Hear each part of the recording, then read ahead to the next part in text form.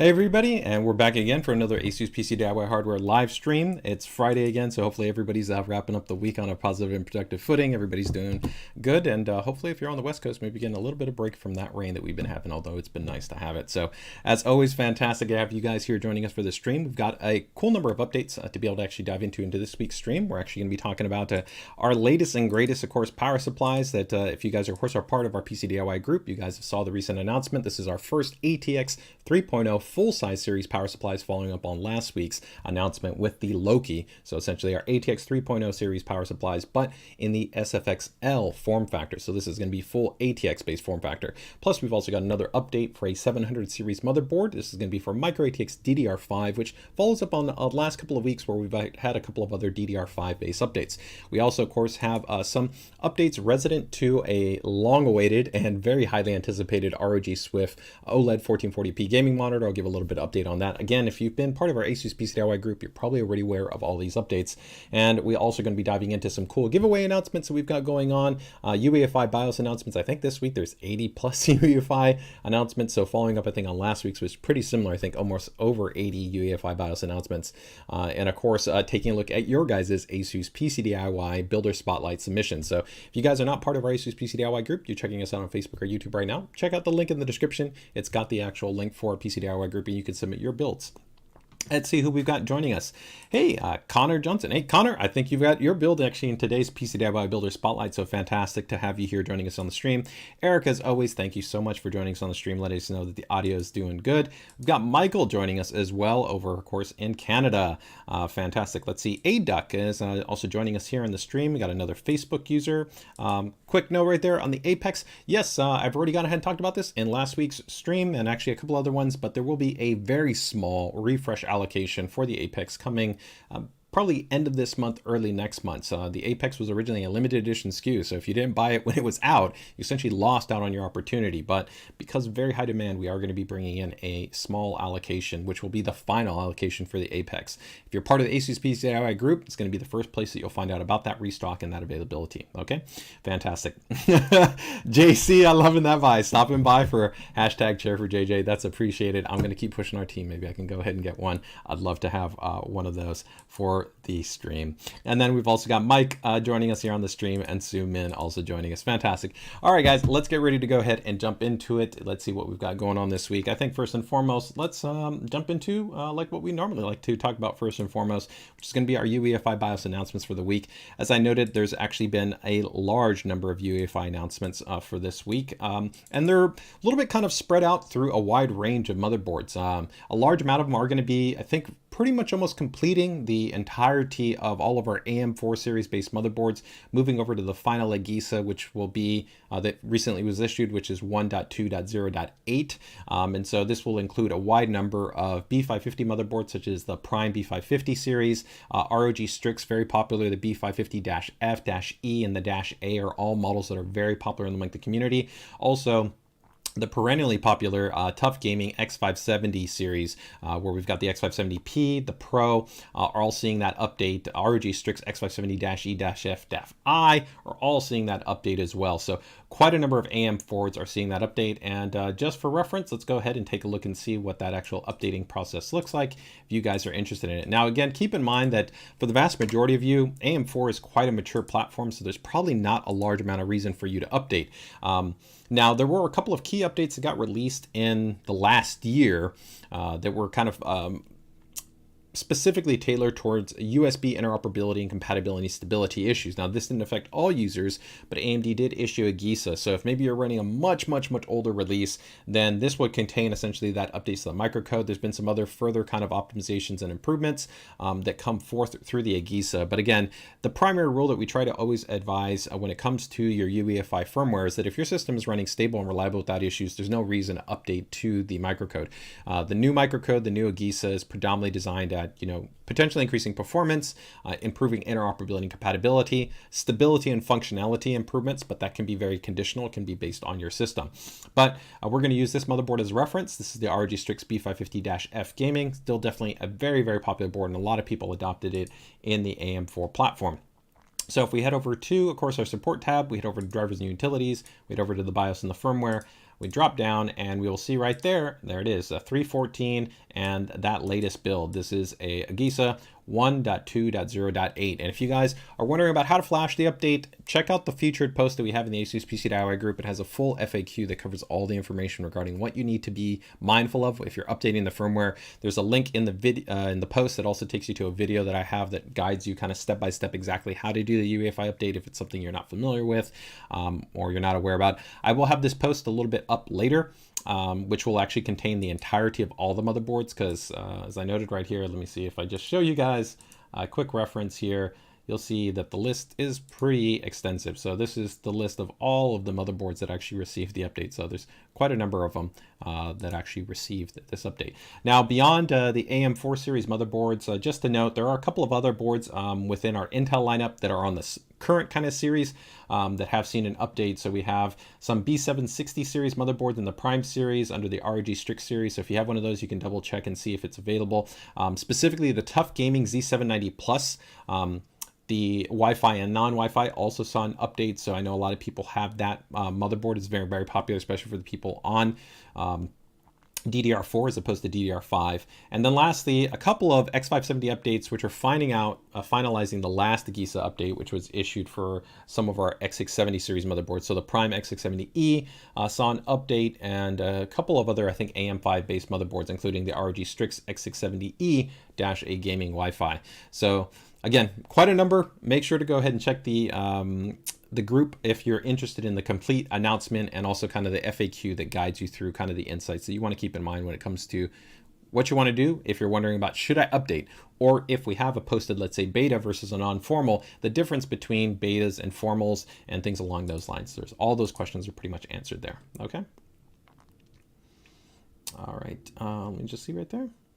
Oh, hello from Montreal. Hey, Jason. Happy to have you here, man. Hopefully your day is treating you well, man. So thanks for stopping by the stream here. Oh, let's see. MT is letting us know. Just picked up a Spatha. Yeah, Spatha. I love it. If you've got big hands, I'm about 6'2". You know, I definitely have, I think, a little bit larger hands. I really, really like the feel of the Spatha, the Chakram. This is the Pugio 2 that have just a little bit of a longer body, a little bit wider body. It's a little bit more comfortable. It depends very much, of course, on your grip type. People have different grip type preferences, right? Some people do palm, some people do, you know, fingertips, some people do cloth, some people do like weird hybrids. I don't want to say weird, but they have hybrids, you know, as far as kind of maybe in between some of those. And, you know, ergonomics is really kind of one of those things that's very personal. But for me, definitely, I prefer having a little bit of a bigger mouse because I don't want to have like my pinky or some of my other fingers kind of stressing, hanging off. So the Spatha, definitely, if you got bigger hands, is a fantastic mouse. And the new Spatha X has really, really great sensor, really, really nice level of updates in that generation. All right, so let's get ready and keep moving along. So we've got our UEFI BIOS announcements. Let's talk about some giveaways, guys. We've got some really cool giveaways that we have going on. So let's go ahead and jump into it. So first one here is going to be, we do have a giveaway that is going on right now for our brand new router selector giveaway. So essentially what it is, you know, a lot of people sometimes have questions regarding like, what's the right router for me, right? You know, do I need, you know, one that has 10G? Do I not need 10G? Do I need Wi-Fi 6E? You know, what about the coverage, right? You know, 2,500 square feet versus maybe 5,000 square feet. 5,000 square feet would be a really, really big home. But, you know, these are kind of common questions that we get. So what we tried to do is develop a essentially like a web portal. So it's a website that you can go into, you can dial in a couple of questions, and it can provide you essentially a recommendation to what router might work well for you. And to kind of celebrate the launch of this router selector, we're giving away actually 3 of this guy right here. This is our GT-AX 6000. This is a very high-end router. It's part of our ROG Rapture series, so kind of like our flagship gaming line. 64-bit quad-core SoC, 2 gigahertz, 1 gigabyte worth of DDR memory that's on here. Very, very performant-based unit. Outstanding performance if you're looking to run things like on package, or essentially on router VPN, or on router what's called deep packet inspection analysis. It fully supports AI mesh, a lot of cool things. So normally this router, if we actually bring it up, let's go ahead and take a look at the links here. You'll see it's actually going to be going for a pretty, I don't want to say it's most expensive, because definitely we have routers that are quite a bit more expensive than that unit. But definitely it is going to be a little bit on the more expensive side, although right now it is actually on promotion. But the great thing is with the router selector guide, you have the opportunity to win it. You just have to essentially go through the process and let us know which router is selected for you. If you're interested in this unit, you can see right here, normally it does sell for $330, but right now it's actually on promo for $260, which is a great deal for this unit. Keep in mind, again, with all of our routers, we support our ASUS AI mesh technology, which means that you can essentially go ahead and pair two of these together to even be able to have farther coverage. Although in most situations, generally most users, I'd say under about 2,800 square feet, generally don't need a mesh router, and it would actually be preferred to go with a traditional router. You're going to usually have better throughput and better performance. Part of the reason being is that with a mesh network, you are going to be utilizing generally one of the wireless bands. So take for instance, this is a dual band unit. So you have 2.4 and 5 gigahertz. You would generally be using one of those bands to connect each one of the nodes together. That means you only have one band exposed for your wireless devices. Now that one band is going to be very stable, very reliable, have a lot of throughput, but it wouldn't be necessarily as advantageous as having two bands. Now you can mitigate this by going to even a higher end router or a higher end mesh networking configuration that has tri-band or even quad band, meaning that when you lose one of those, you're still maintaining essentially more than one band exposed. Or the ideal option, which we do support in our units, is going to be a wired backhaul, which means you actually can use a wired connection to connect the two. So if you had like one on one floor and one on another floor, you run the Cat6 cable from essentially the top floor to the bottom floor, and you connect the two routers, and then you can leave both bands exposed, and that's outstanding for really, really giving you an ultra high level of performance and both bands fully exposed. The other cool thing about this model is you have two 2.5 gigabit connections on here. So that's pretty sweet. So that means that essentially you have your 2.5 gigabit for your WAN, so for incoming ISP service, and then 2.5 gigabits for maybe something like your desktop PC or maybe your laptop, because many of our laptops or mini PCs are, of course, motherboards that have 2.5 gigabit networking. So it's a pretty cool feature. But that being noted, let me go ahead and share that link with you guys. So give me 1 second here to go ahead and bring this up for our ASUS router selector guide. And I will bring that up. Give me 1 second. And we will share that with you. Here we go. Okay, very cool. All right. So this is going to be the page. Pretty much walks you through. There's 2 days left, guys, so make sure to go ahead and take advantage of it, right? Where you want to take advantage of it before it ends. So essentially before Sunday, make sure to go ahead and enter in for your opportunity. This is for our US and for our Canada users. So if you're in the United States and Canada, you're good to go. All right, so let me go ahead and share that link in there.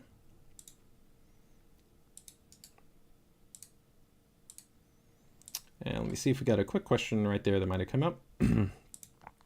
Hey JJ, how are you doing today? Is B550 still worth it, or is it better to wait to earn for a B650 motherboard? That's a really great question. So, you know, B550 and I'd say X570 AM4 is still a really performant platform, right? You can keep in mind that you can support, of course, you know, up to CPUs like a 5900, 5950X.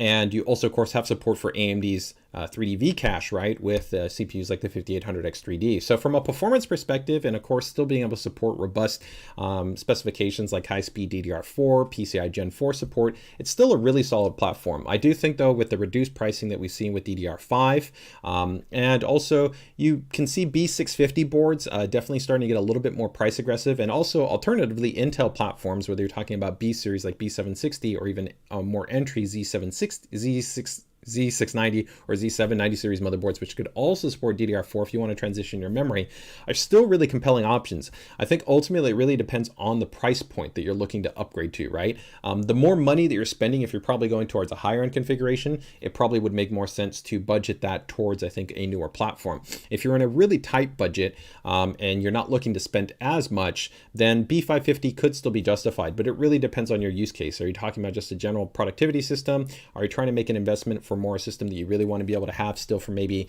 you know, 4 or 5 years? You know, those are kind of things that you would want to keep in mind. But overall, you know, if right now somebody was to post, hey, I've got a B550 system and it's running a Ryzen 5700X, a 5800X, right? I've got an older 2060 and I want to upgrade to a 4070 Ti. Would my system be limiting me? No. For sure, you could upgrade to a newer GPU and have outstanding performance. Newer technologies like direct storage are still going to be fully supported on that, and you can be able to get an upgrade resident to the performance there. So overall, it's still a great platform. We still offer a number of B550 solutions. But again, I think it really probably depends on what's your use case and what's your budget. If you got more questions, feel free to go ahead and drop them in our ASUS PCDIY group. Okay. Connor Johnson says, I can't believe I missed the AX82U sale. It was on sale. Yeah, if you guys are not part of our ASUS PCDIY group, I dropped essentially a promotion there. I think the router was close to like $120 off or something. It was an insane deal for that unit. Really, it was an extending option. Like you literally could have bought two AX82Us for less than the price of one and had an awesome high coverage Wi-Fi 6 based environment. So again, it pays to be part of our ASUS PCDIY group. Sometimes some of the promotions that I leave in the group literally might not run more than one day. So it is really advantageous that if you're part of the group, you can find out about them, because if you're only watching us on the weekly streams, the disadvantage you might have is that by the time it gets to that Friday, and I'm telling you about maybe promotions, those promotions might not be any active, or they might have sold through. So there is definitely value in terms of being part of our community. Okay. All right. Very, very cool. You can see right here, one more question before we get to our next giveaway right here. Is there a DDR5 version of the Z790 TUF board? Yes, there actually is. I announced that update a little bit ago.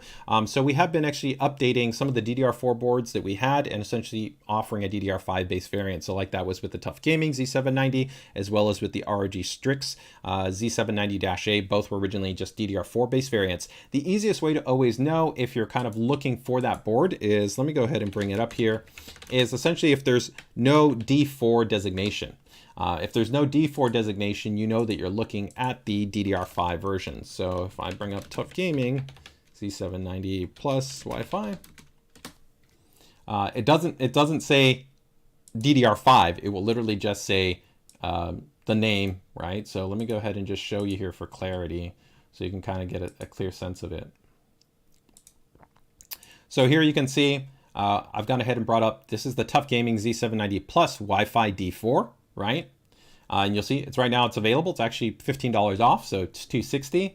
And then right here, we have the TUF Gaming Z790 Plus Wi-Fi. So this is D4, so that means DDR4, and then there's no D4 here. That means that's the DDR5 version. And you can see right here, it's already gone ahead and listed. So we announced that one, I think, maybe more than a month ago, maybe even more than that. But it's been out for a little while. But yes, we do have it available. I'll go ahead and I'll drop the link there in the chat for you, okay? And so will it be enough for a 13900K as well as overclocking? Yeah, there's no problems. If you actually watch our launch live stream or my overclocking live stream, I talk about that in depth. Really, it doesn't matter which one of the Z790 series motherboards you're kind of buying into. Even if you bought something like the Z790-P, which is our most kind of entry-level Prime series offering, normally I make the recommendation for the -A. Those still all would be able to fully power a 13900K stock or overclocked. The main difference you're going to get when you go into some of the higher end boards is, yes, you get a higher end VRM, but it's not necessarily that the VRM is a requirement to be able to ensure stability. Part of it is a premium benefit, so you get maybe better thermal balancing. You might, on a little bit on the margins, get a little bit more stability under a heavier load, especially if you're more aggressively overclocking. But probably one of the key differentiators is going to be our ASUS AIOC technology. So Connor, who I think is here in the stream, I think he's actually utilized it on his system. It's a really, really great feature that we have that essentially just kind of figures out, hey, I know what CPU you have. I know your cooler CPU performance. I'm going to go ahead and overclock everything for you. And then you can make really easy adjustments where you can kind of go up or down if you need to maybe improve the stability or want to reduce temperatures or do kind of things like that. But since it already accounts specifically for your cooler, it really does add, I think, a streamlined experience for getting more out of that key part. Now, you can manually overclock that TUF Gaming board without any problems. You can definitely do that, no issues. But if you want a more streamlined and easy experience, the ASUS AIOC technology is only going to be found on the higher end, like ROG Strix series, and as we move up in our higher end stack. So that is part of the value proposition. So the cheapest board in the ROG lineup that you could get if you wanted ASUS AIOC would be the ROG Strix Z790-A. So, but that being noted, like I said, you can definitely have a great, solid, and stable experience with that motherboard. Okay. All right. Will there be only, sorry. Okay, so I think I get this. Will there ever be ASUS PCDIY exclusive promos? That is something that we're actually talking about with our group, internally in our team, to be able to try to provide even more value to the group. What I will say though is that some of the promotions, since we're pretty much only putting them there in the group to a degree, are kind of exclusive because nobody else is almost aware of them when we post them there. So that is a value proposition that I think that we're providing, right? And we also do try to coordinate kind of the group as always kind of being part of activation strategies, but definitely as we move forward, there are some kind of specific, I think, giveaways and other kind of opportunities or promotions that we are trying to leverage specifically for the group. Okay. And then feedback right here from Connor Johnson. Yes, ASUS AIOC works great. So there you can get some nice little feedback right there for you. All right. So keeping in the theme of talking about TUF Gaming, let's go ahead and go over to our next point right here. And that is going to be for another giveaway that we have going on. Give me 1 second to bring that one up here. And this one's going to be a pretty cool kind of extensive giveaway that we have going on for kind of TUF Gaming. And for those of you that are maybe joining us, of course, across the world, right? So you're not in the US or in Canada, maybe you're somewhere else. I know a couple of times, sometimes we've had some friends over from Australia, from New Zealand, I think Germany, we've had some people from France, different places. This is actually global giveaway. So there is actually going to be quite a bit more accessibility. And so there's actually quite a bit more pricing as well here. So you'll see we have everything that from actually a CPU, so 13900K, and then we've got the Z790 Plus gaming Wi-Fi based motherboard, the DDR5 version and the DDR4 version, a TUF Gaming 4070 Ti based graphics card, and then a TUF Gaming 4070 Ti OC edition. Now, both cards can be overclocked. It's just the overclocked version comes with a little bit of a higher pre-validated overclock, essentially flashed in to the board and validated to be able to be stable. You also have, what's else in there? TUF Gaming LC240 ARGB cooler, the latest generation TUF Gaming ATX 3.0 1000 watt series power supplies, the VG28UQ-L1A, I believe that is our 4K high refresh rate HDMI 2.1 gaming monitor, which is really sweet. We've got the brand new GT502. It's our awesome split chamber chassis. I'm a really big fan of that chassis. We have some great builds in the community with that chassis. A TUF Gaming H1 wireless headset, and then our TUF Gaming M3 Gen 2 mouse. So lots of prizes there. 40 days left, so you got quite a number of time to be able to go ahead and take advantage of this giveaway. But if you're interested in it, make sure to go ahead and get on it. So I'm going to go ahead and drop that in there.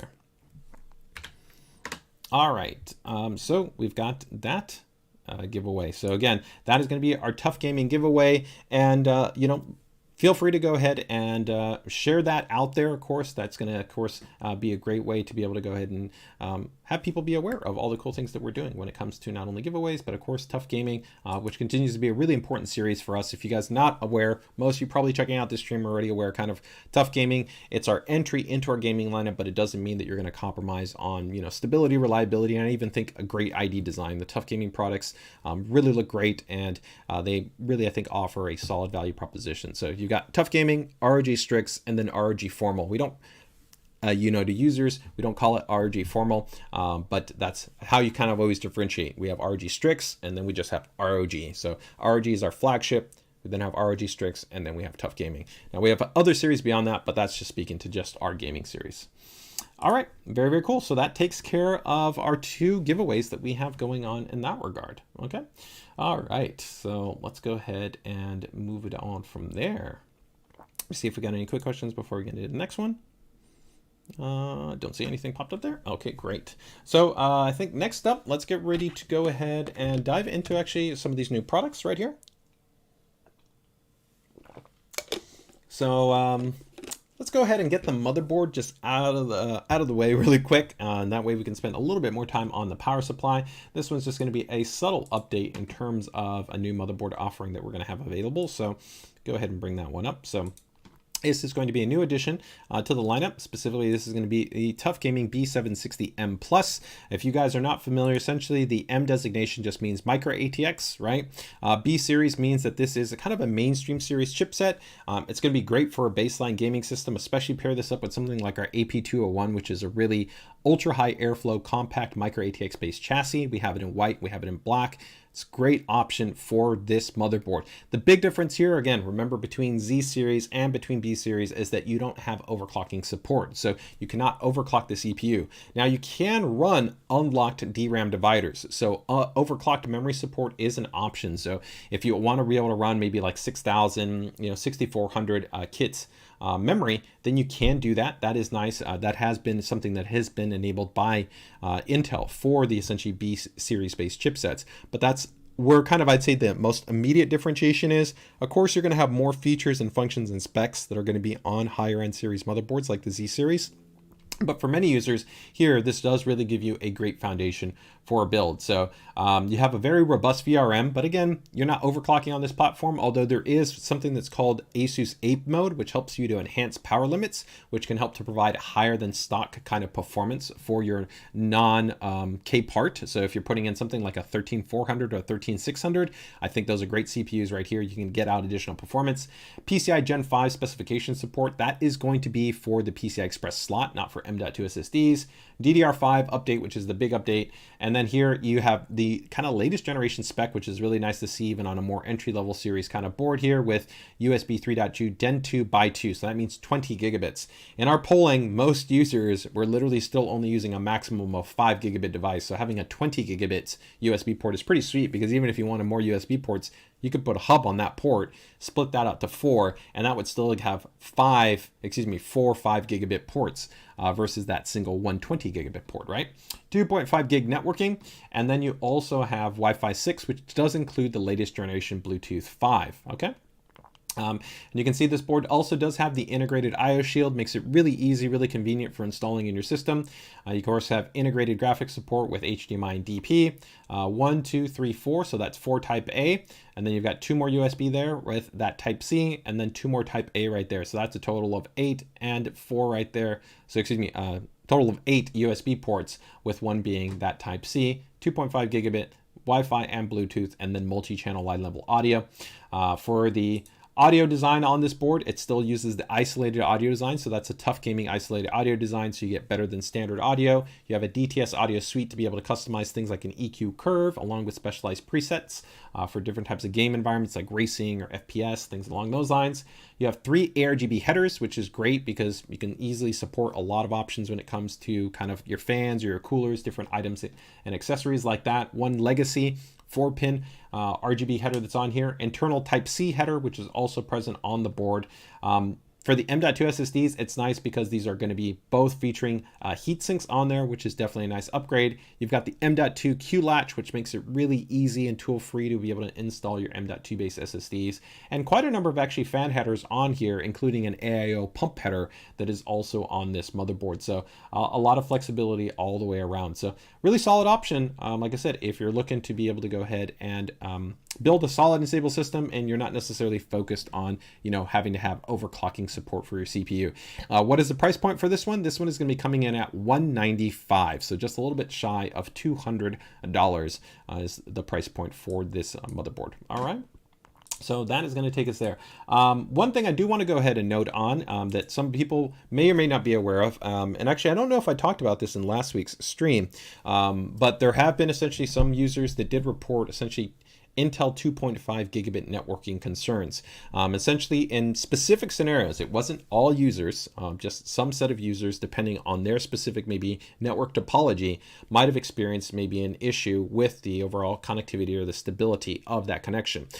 So after a long internal debug internally with our internal team, as well as with Intel, we were actually able to duplicate and work with Intel at having actually a new driver be issued. So that driver has actually been pretty much rolled out to all of the motherboards that do feature the Intel 225 or 226 based Ethernet controller. So if you do want to go ahead and update to that, you can just go ahead and go to the support site. Let me see if it should be loaded up probably for this model. So give me 1 second and see if I can bring it up for you.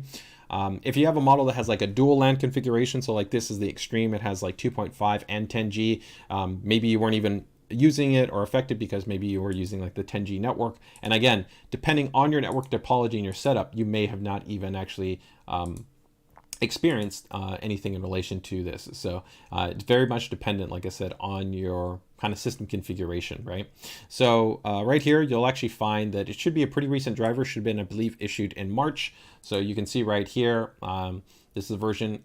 We have our own internal kind of version number, and then there's Intel's version number. And you'll generally see it noted in the actual release note information that's listed underneath there. But pretty much if you see that there's like a recent driver that's listed from probably early March, that should be the corresponding driver that you would want to go ahead and install. But again, if you're not experiencing anything, it's not something that you need to go ahead and download.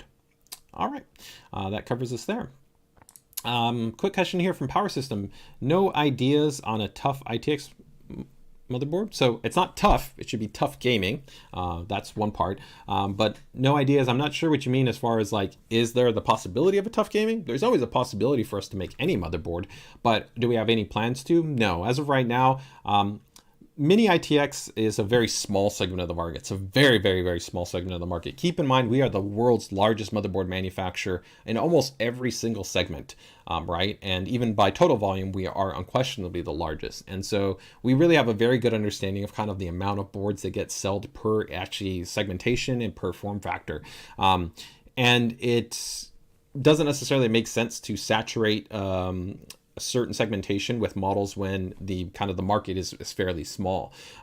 Now, if we saw enough clear demand specifically for some reason to offer a TUF Gaming model, then that is something that we could definitely do. But right now, we're not necessarily seeing massive amounts of feedback from users saying, hey, we want to have that. Right now, really probably the majority of the community comes down to kind of two offerings. We get users that really kind of want very performant, really feature, and they want kind of as much as they can possibly get packed into a mini ITX based board. That's really where the ROG Strix -I series shine.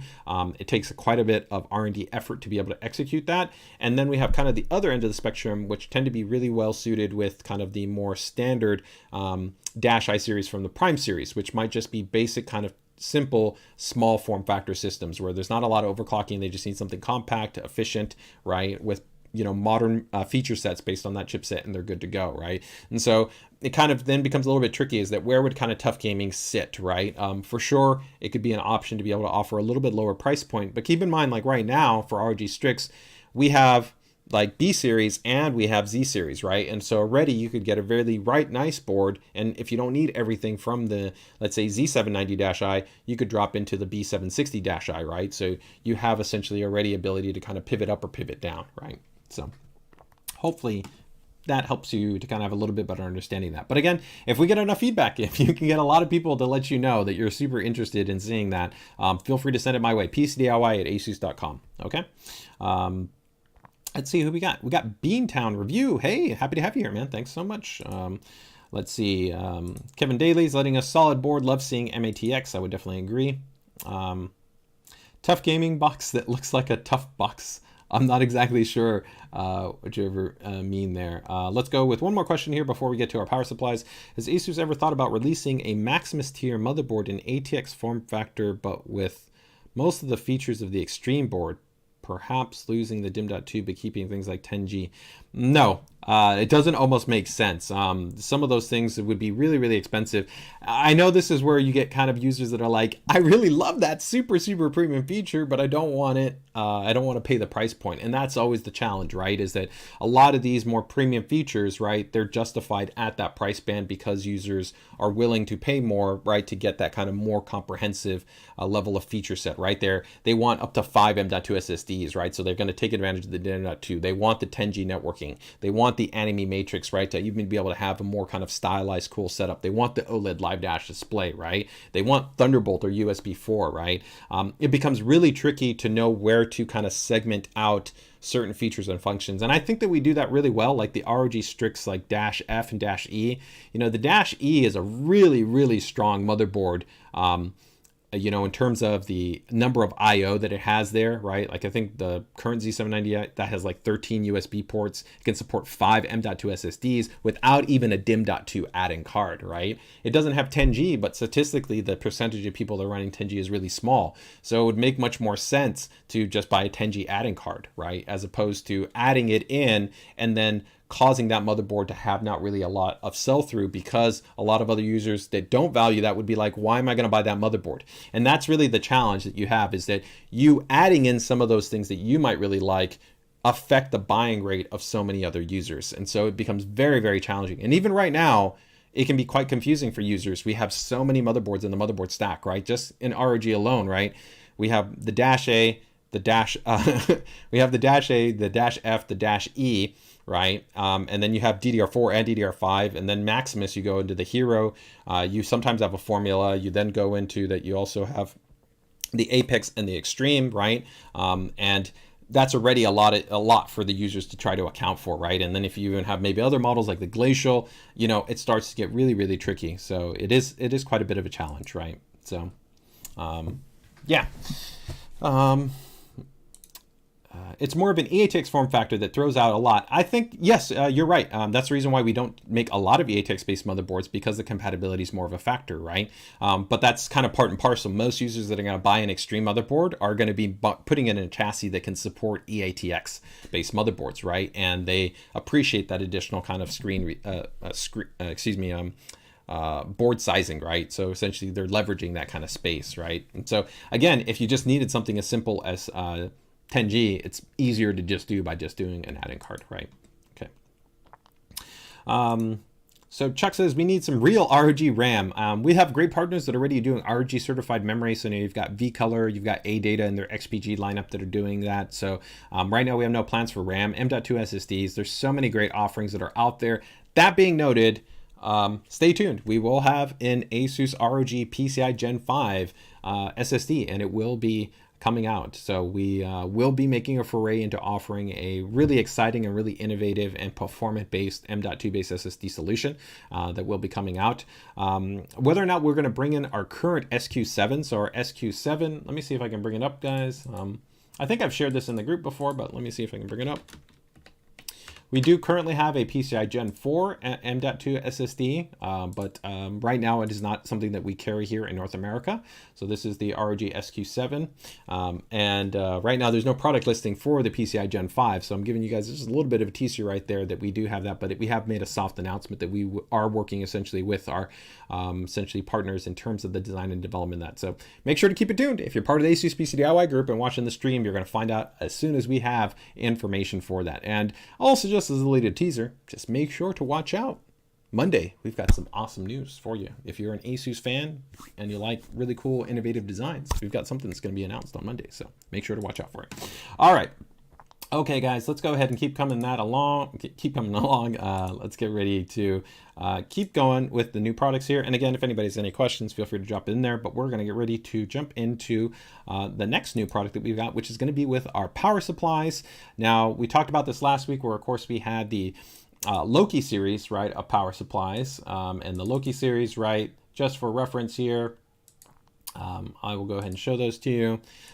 These were our first ATX 3.0 series based PSUs. These are all SFX based PSUs. They do come with ATX based bracket adapters, so you can use them entirely inside of an ATX based system if you kind of want to have that really cool look that the Loki series do bring. And they are all the way up to 1000 watt. We have the 850 watt, which is also going to be offered in a white variant, and they have the RGB lighting, which can then be synchronized and controlled within Armory Crate. So that is a really cool addition that we have available. We will have, of course, the ROG Strix Aura Gold series, which will be fully modular, and ATX 3.0, which will be coming out in early Q2 timeframe. So, you know, for overall price to performance, you know, generally the ROG Strix Aura Gold would be a better choice than, of course, the Loki series, because the Loki series, you're paying for a more advanced topology and design, because it's more challenging to design and develop a very high wattage based power supply in a much more compact based design, right? But following up on that, we do have, of course, what I showed there in our initial intro, which is going to be 3 models right here, which is going to be our TUF Gaming Gold ATX 3.0 series PSUs. So compared to the prior generation, this is a really big upgrade. The prior generation was bronze, 80 plus bronze. Here we're jumping up to 80 plus gold. Prior generation was fixed cables. Now we have fully modular, a course-based design, and the prior generation was ATX 2.4, and now we're going to ATX 3.0. Now, ATX 3.0 is not a requirement. It is 100% not a requirement, whether you're talking about like our current Thor series or our prior generation Thor, or the prior generation TUF Gaming, or the prior generation ROG Strix power supplies. Any one of those, if you got the adapter cable, you can fully support any one of the 40 series base graphics cards. 4070 Ti, 4080, 4090, it doesn't matter. And that would even include models that we have with higher TGPs, so higher port limit ratings, so like 500 watts, or even if you were to use custom power limits and go up to like 600 watts, it's actually supported. So it's not a requirement at all, but we do know some users want that preference of just having ATX 3.0. So if you want that, we will be finally having these options available here. So you can see that we'll essentially be offering 3 models, 750 watt, coming in at $120. I think that's a great price point. The 850 watt, which I think is going to probably be the sweet spot for the vast majority of builders. This will readily handle really the majority of builds that are going to be out there. Most users, when you talk about general gaming workload, their power envelope for consumption is probably somewhere between about 400 to maybe about 550 watts is generally where you're going to be under kind of like a peak kind of gaming load scenario. And that would be with a high-end graphics card. If it was with a lower-end graphics card, of course, that power envelope would come down, right? So for a lot of users, this 850 watt is going to be more than enough, and really, really nice price point. And then, of course, if you're going up to the higher end model, the 1000 watt, which is a new option that we have now for the TUF Gaming series, 1000 watts even kind of gives those more demanding higher end builds, you know, just that little bit additional margin that sometimes overclockers want to have, just as kind of that headroom for just like, hey, I'd rather have just that extra headroom for X reason. Even though I know my system's only using 650 watts, I want to have that. Now, part of the perception of that is sometimes something called transient spikes. So your system essentially can kind of have a heavy inrush, and you can have a spike that can exceed the base wattage, but the power supply is actually designed for this. And the actually latest generation 40 series power supply, 40 series graphics cards have a lower transient spike than the 30 series. So even though they're higher performing, they actually have better power overall efficiency, and their power transient performance is actually lower than that of what you have with the 30 series. So it's less demanding. Oddly enough, you would want even more headroom or have more spike headroom, take for instance, with a 30 series graphics card than you would with a 40 series graphics card. So it's less of a concern, but of course, many builders will keep their power supplies for years. I know in some systems, I've rolled a power supply over for 5 years, right? So it's not uncommon to have people kind of maybe upgrade multiple times and keep that same power supply. So wanting to have that headroom is entirely understandable in that regard, right? Okay, but let's go ahead and quickly take a look here at, I think I've got some other images here for this power supply. So give me 1 second here.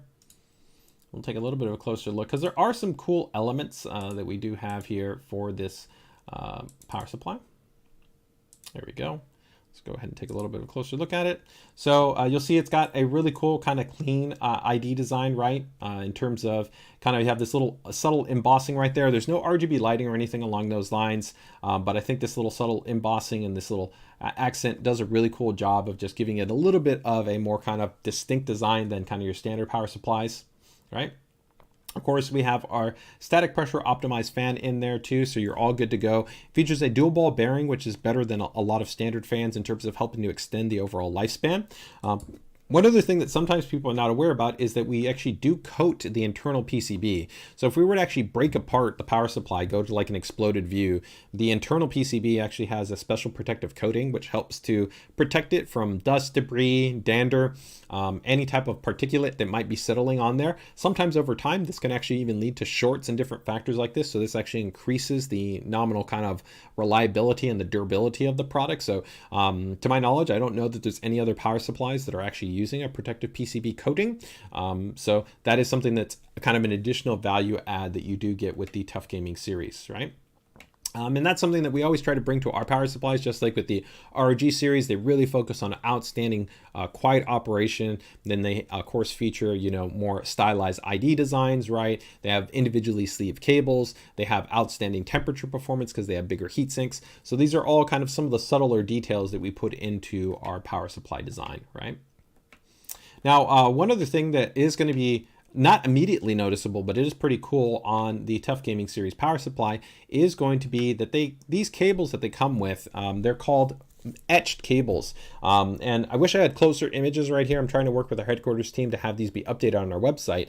But these cables actually have a different type of sleeving material. And the sleeving material has an etching in the actual sleeving, and the reason why that's important to note is that it makes it really one, soft and smooth and quite malleable. So if you've ever tried to kind of bend your PSU cables sometimes and route them, you can find that they can be a bit more rigid. And so these actually have a really nice level of pliability and malleability to them, but they still offer a good level of rigidity, so they still kind of keep shape. So if you kind of want to keep it in shape, you can kind of fold it, keep it in that space, and you're good to go. So it is a nicer than kind of standard, I'd say, cable. Now, of course, many of you might use extensions, or you might get custom cables, and you can definitely continue to go that. We will continue to work with partners like Cable Mods to be able to make sure they have all our pinout topology information. So if they want to go ahead and have essentially custom cables easily accessible, you can go in there, pick your ASUS PSU, and you can get your custom cables and you'll be good to go. But if you're essentially going to just go with the cables in the box, the experience is quite nice. Okay. All right. So let me go ahead and see any quick questions that we might have right there.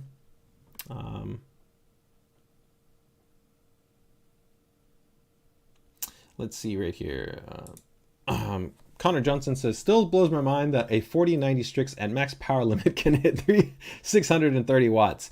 Yeah, I mean, the default, of course, is going to be 500 watt, which your standard, of course, 4090 is a 450 watt. The ROG Strix cards feature a higher than default, right, which go up to 500, and then you can adjust the power limit to even higher level.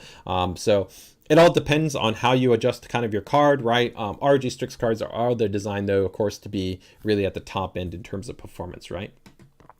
Hey, Mr. Matt Lee, fantastic to have you here. Very nice. And I think actually, Mr. Matt, if you guys, I don't know if he has images up of it, but I think he has actually got the newer generation TUF Gaming ATX 3.0 PSU. I don't know if he got the Loki, and I don't remember offhand, but if he got the ATX 3.0, he can definitely also comment in the group regarding, like I said, those fully etched modular cables, which, like I said, I think not only have a really nice look to them, but their malleability, the pliability of them is quite a bit better than I think a standard cable. So it's a nice value add that we're bringing there. Okay. JD, the title's cutting off pricing. No worries right there. Yeah, so I will go ahead and confirm on the pricing for you. So let me go ahead and do that. So pricing, again, 1000 watt is going to be $190. The 850 watt is going to be $150. And then the 750 watt is going to be $120. Okay. And you will be seeing those come in terms of the overall availability. Probably, like I said, in about the next week or so, I think approximately. It could be a little bit later than that, depending on the channel partner. So again, here's your pricing: is your 750 watt 120, 850 watt 150, and your 1000 watt is going to be 190. So those are your three respective price points for those three new series of power supplies. And again, overall channel availability, you should see probably most of these show up probably, I think, early next month across the majority of our channel partners. So, Amazon, Newegg, partners like that. Newegg and our ASUS store might have these, like I said, in about the next 7 to 14 days. But as always, if you guys see our posts in our PCDIY group, we have a little bit of a note that regards channel availability. When we push things out to our channel partners, there's always variability in terms of their logistics and their pipeline integration and how they get everything listed. So sometimes the partners can be really quick to skew things in, and sometimes it can take them a little bit longer. So we generally say once we've kind of made the announcement that's pushing out in terms of channel availability, there's usually going to be about to a 10 to 30 day buffer period before you actually see it become available, right? And again, usually the fastest is going to be our ASUS store, and then secondary, I'd probably say Newegg, and then after that, it kind of just will vary. It could be Micro Center, it could be Amazon, it could be B&H, depends on the e-tailer, the retailer that you're looking at. All right, so let me go ahead and just see. Hey, Robert, from Toronto, and I love your motherboard, man. Fantastic. Thanks so much for being part of Team ASUS, and best of luck with your build, man. And if you haven't shared it, feel free to go ahead and share it within our ASUS PCDIY group. So yeah, it looks like we have a Facebook user that comments on those same etched cables that we talked about there with the Loki and the TUF Gaming. It says, love the cables with the Loki, makes working with them much better. Yeah, and I definitely agree. I think especially for a small form factor build, that malleability and that pliability really comes in the part, right? So yeah, Mr. Mallet says, I have the 850 watt and 1000 watt and the white Loki, and I've done a macro photo shoot with the cables just yesterday. Pictures will grow up in the group ASAP. So yeah, you guys, make sure to go ahead and check out those photos in the group. Mr. Matt Lee, fantastic. If you guys are not following him on his socials, make sure to do that. He works a lot with our headquarters and our UK team to be able to show off many of the greatest and latest products that we have, and does a fantastic job of being able to give you those hands-on impressions, really great photos, and also just a great member of our PCDIY community, right? Somebody asking about, are we going to have another PCDIY event in the Bay Area? We may, and if we do, we'll announce it in our PCDIY group. Somebody asking, will there be a 1200 watt power supply? For the TUF Gaming lineup right now, no. So if you want 1200 watt, that's going to move you into the next bracket, right? So that would be in the ROG Strix, the Thor, or the ROG Strix or the Thor class. So that one of those two is where you would be looking at if you wanted a 1200 watt base power supply. Tech is asking about specifications. I'm not going to tell you anything about our PCI Gen 5 M.2 SSD. You're going to have to wait until we have our formal announcement giving you all the great details regarding that next generation drive that we have, okay? Just go ahead and see any other quick questions that came up right there.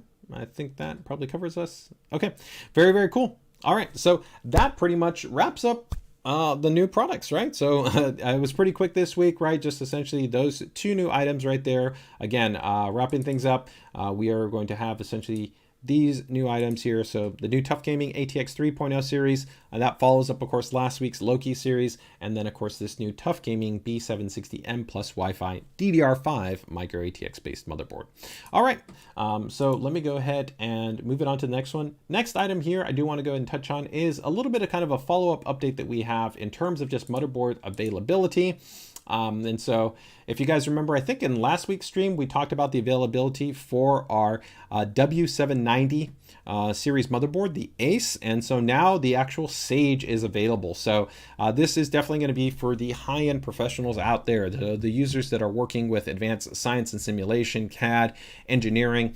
They really have a high demand, not only on the number of cores, the frequency, but also memory density, PCIe expansion.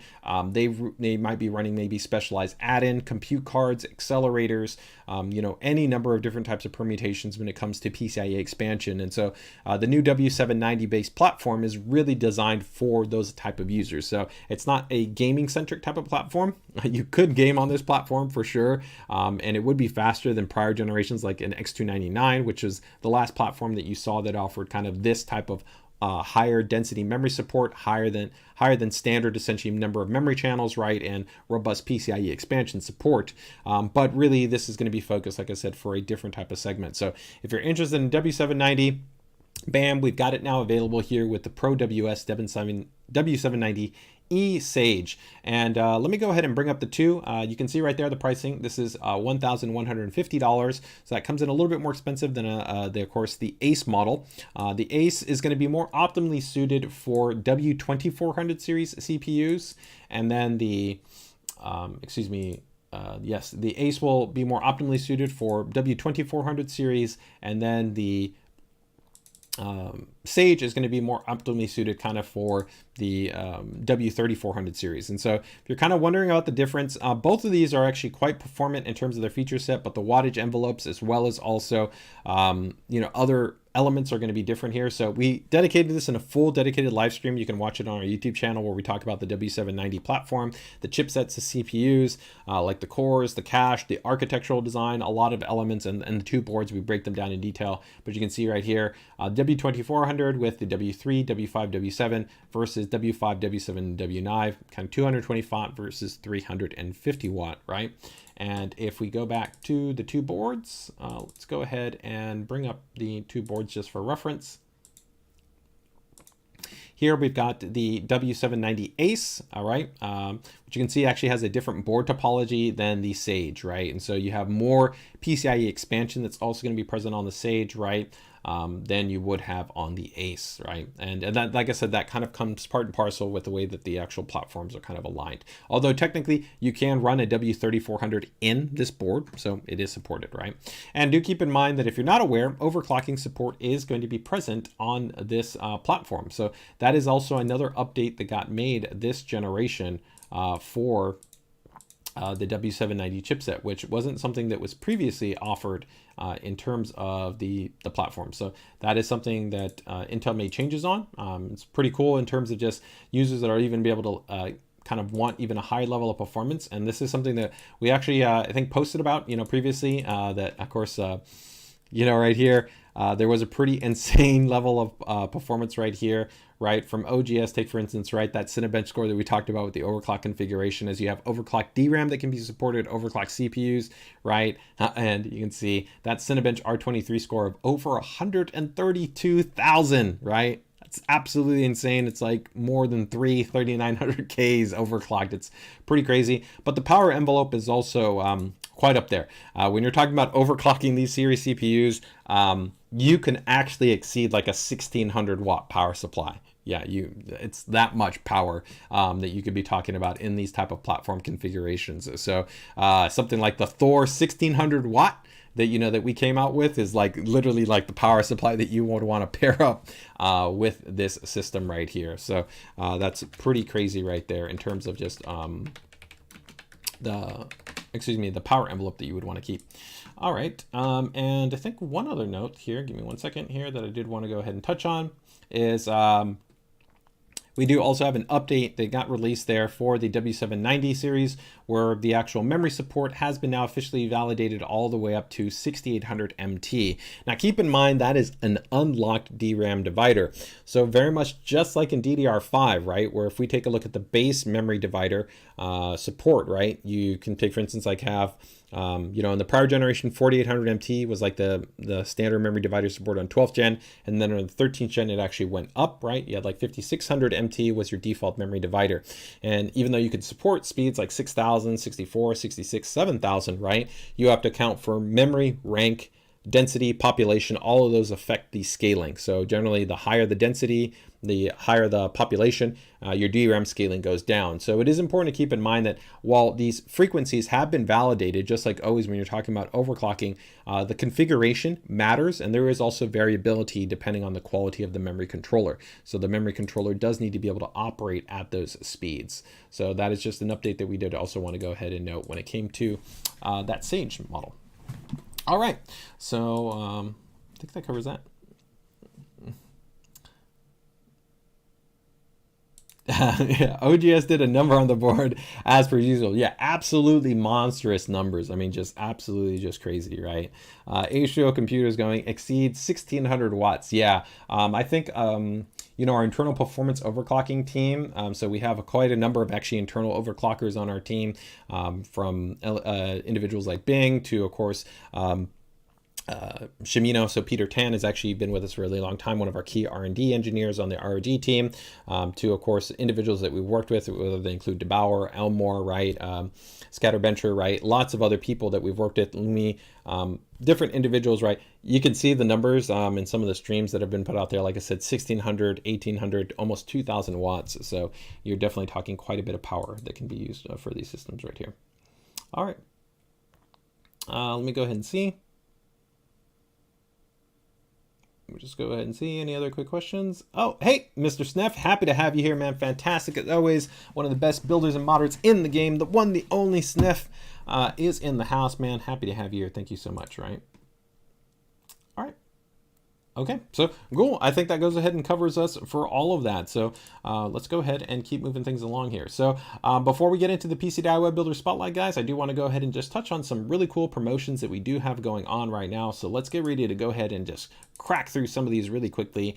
We do have some cool promos going on. So I have gone ahead and already linked this in the PCDIY group. So again, some of these promotions could be limited in nature. So if you want to get in on them, get in on them while you can. These are not all of them. These are just ones that I quickly kind of made up right here. You can check out. So take, for instance, right here, we've got our dual RX 6750 XT. That's the OC model.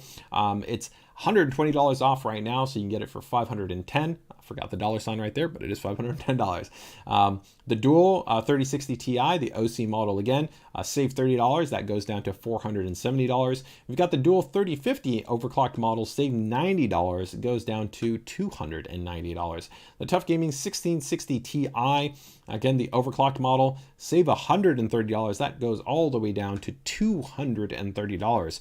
Some of these are great options if you're maybe just looking to upgrade an older system, maybe just be able to have something that's a little bit more performant, be able to support higher resolutions, higher refresh rates, maybe just kind of esports gaming focus. You know, it's nice in terms of being able to support a modern driver as well, or maybe upgrade from integrated graphics.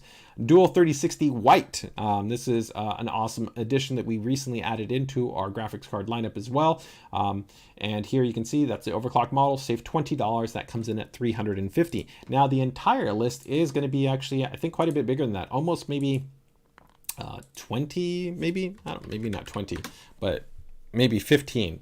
Let me go ahead and jump right here into the group. Let me see if I can bring up the post.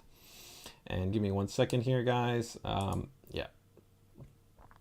So if you guys, again, are part of our group, you'll actually see right here. So the GPUs include the 6750 XT, the 3060 Ti, 3060, 3050, 1660 Ti, 1660 Super, 1650 Super, and the 1650.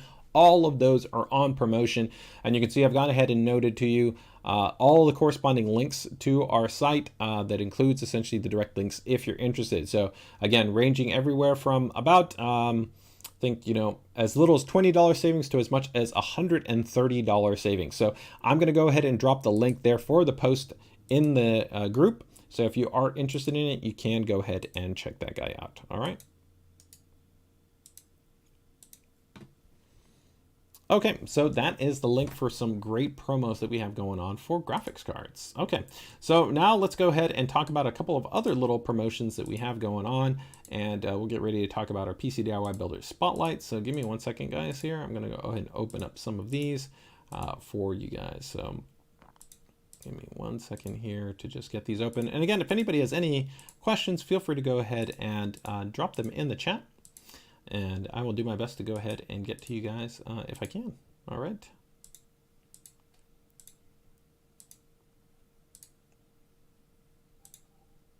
All right, let's see if we can get these in 2-3 minutes. Let's see, it's gonna go speed promo session, guys. Let's go ahead and cover all of the, some of the, well, maybe not all of them, but a good amount of the sales and promos that we have going on. So right off the top, let's go ahead and jump into this one. We got the PCE AX58BT. This is a great option if you're just looking to upgrade to Wi-Fi 6. You want to slot in a card. Maybe you got an older motherboard that didn't come with Wi-Fi, or you have a system that you want to be able to add Wi-Fi to. It's a very performant Wi-Fi 6 based add-in card. Comes with a high performance antenna, and you also get Bluetooth. So all of those are going to come together, and it is normally priced at $70, and right now you can save $20. It's going to cost you $50. So that's definitely a nice savings off of a card that would normally cost you $70. You can save $20 and upgrade yourself to Wi-Fi 6, Bluetooth, and also I think it looks really cool with that nice clean black heatsink. Okay. Speaking of Wi-Fi, we have the ROG Rapture GT-AX 11,000. So this model is $100 off right now. Normally, this is $450, and right now you can get it for $350. The big thing right here is that this is going to be featuring, of course, tri-band. So you're going to have 3 bands for wireless performance, which is going to be outstanding. This has a 1.8 gigahertz quad-core SoC, and it also has a 2.5 gigabit Ethernet port on there. So a lot of flexibility in terms of this unit. You, of course, have a wide range of all of our kind of high-end gaming features, including quality of service options to be able to easily prioritize streaming, web browsing, gaming. You can do that in the web interface. You can do it in the app. You want to have AI mesh and you want to pair this or a different ASUS router together, even have more coverage, you can do that. You want to have deep packet inspection analysis to be able to automatically see all your devices, what they're actually utilizing in terms of bandwidth, the sites that they're connecting to. You can do that in a really advanced way, in a really easy to use interface that we have via a deep packet inspection technology that's built into this unit. And there's even like things like a dedicated gaming port. So if you don't even want to use an app, you don't want to use firmware, just plug your console, plug your laptop, plug your desktop into the gaming port, and it's going to automatically prioritize that device immediately for you. Really lot of robust, great features and functions that are offered on this model. Again, this one is normally coming in at $450, and right now you can get it for $100 off, okay? And again, this steps you up to Wi-Fi 6. Keeping that Wi-Fi 6, I already talked about it at the very beginning, so I'm not going to recap it, but the GT-AX 6000 is also going to see a considerable savings, $70, right? So normally $330, and right now on sale for $260, the GT-AX 6000. This one, very similar in terms of the SoC, right? This one's actually even a newer SoC. It's 2 gigahertz, right? But this is a dual band versus a tri-band, but this one has two 2.5 gigabit Ethernet ports compared to the older Rapture, which actually only had one. A portable monitor, we've got the MB760. This is going to be a portable USB monitor, 15.6 inches, 19 by 20, IPS-based display, and just really nice and convenient, right? Normally this is $150, which is already a solid price point, but you can save $20, get it for $130. Quite slim, you can see right here, 0.78 kilograms, 11.8 millimeters, right? You can have one single cable, which actually powers the unit as well as actually provides the actual display signal. It does optionally also support our tripod mount. We did release a threaded mount, a threaded mount stand that works with the actual mount on the actual monitor, which is pretty cool.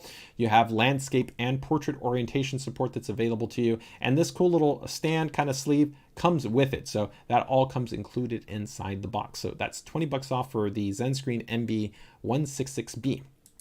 All right, the ROG Falchion.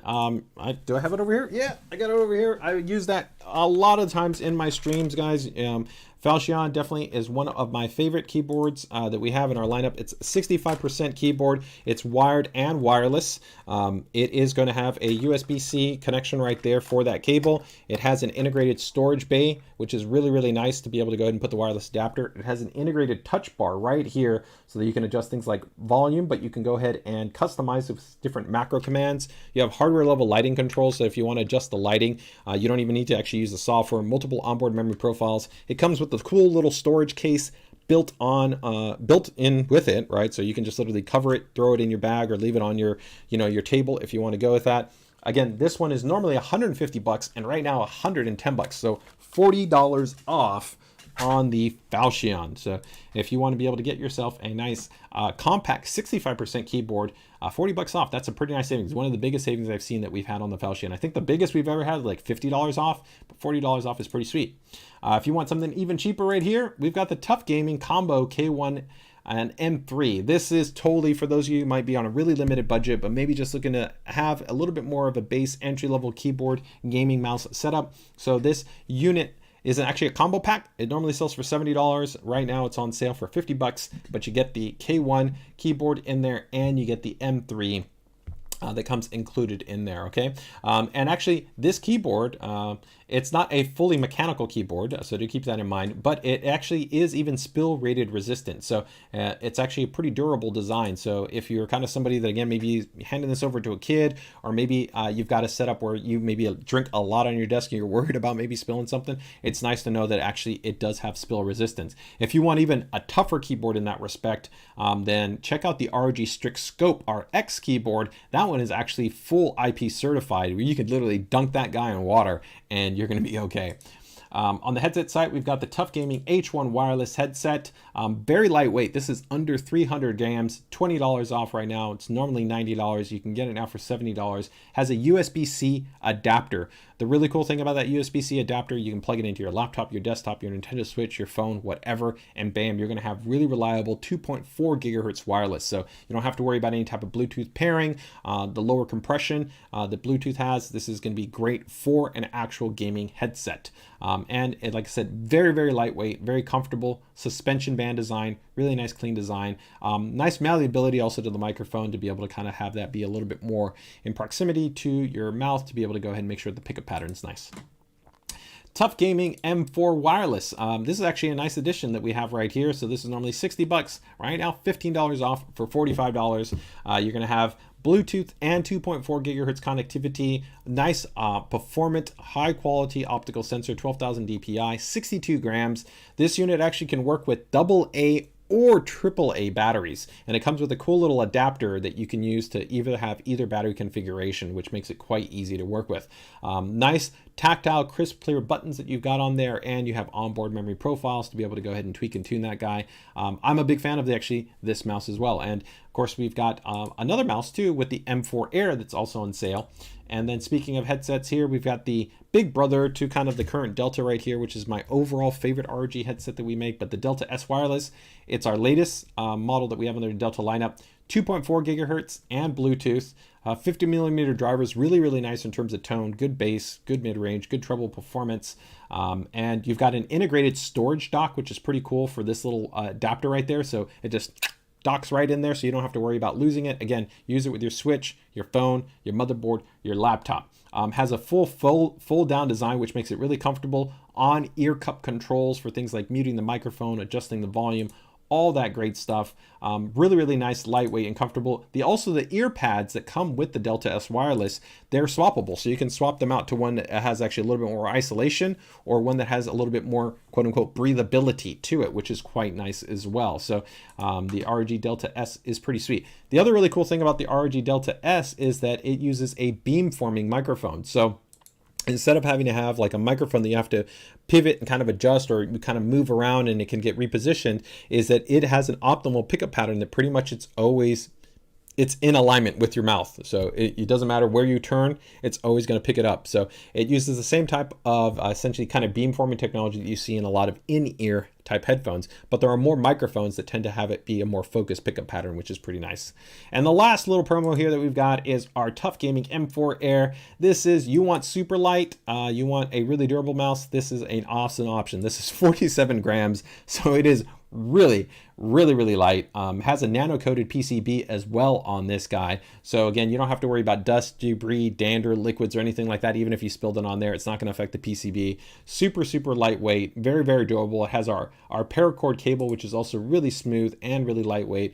Really nice skates on there for really nice smooth consistent movement on there, and a high quality 16,000 DPI sensor on that guy as well. So those are our promotions. All right, some awesome stuff right there. I'm going to quickly see if we got any questions on any of those guys, or if anybody wants to make sure I drop the link in there. I'm not going to drop all the links in there because that would be a whole bunch of links to drop in there. So hopefully you guys caught those there and we'll be good to go. But we're going to get ready to jump into our PCDIY Builders Spotlight here in a moment right there. But some very cool promotions we have going on. Oh, hey, look who we have joining us, Mods by Ben. Hey, fantastic. Another fantastic builder and modder that we have here in terms of actually our ASUS PCDIY group. He has been recently on a tirade of doing quite a number of actually builds and been sharing those with the community. So if you guys are not checking out his socials, make sure to go ahead and do that and check out some of the awesome stuff that he has gone ahead and shared with us in our community. All right. Yes, Paul, what is the update for the PG? Yes, and so that was actually my last thing that I was going to be able to talk about here before we got into the Builder Spotlight. So let me go ahead and bring up the monitor just in case, right? Because some people are going to be like, hey, which monitor are you talking about? So for the ROG Swift OLED, that is going to be our 1440p gaming monitor. So originally our plan was to go ahead and release this monitor here.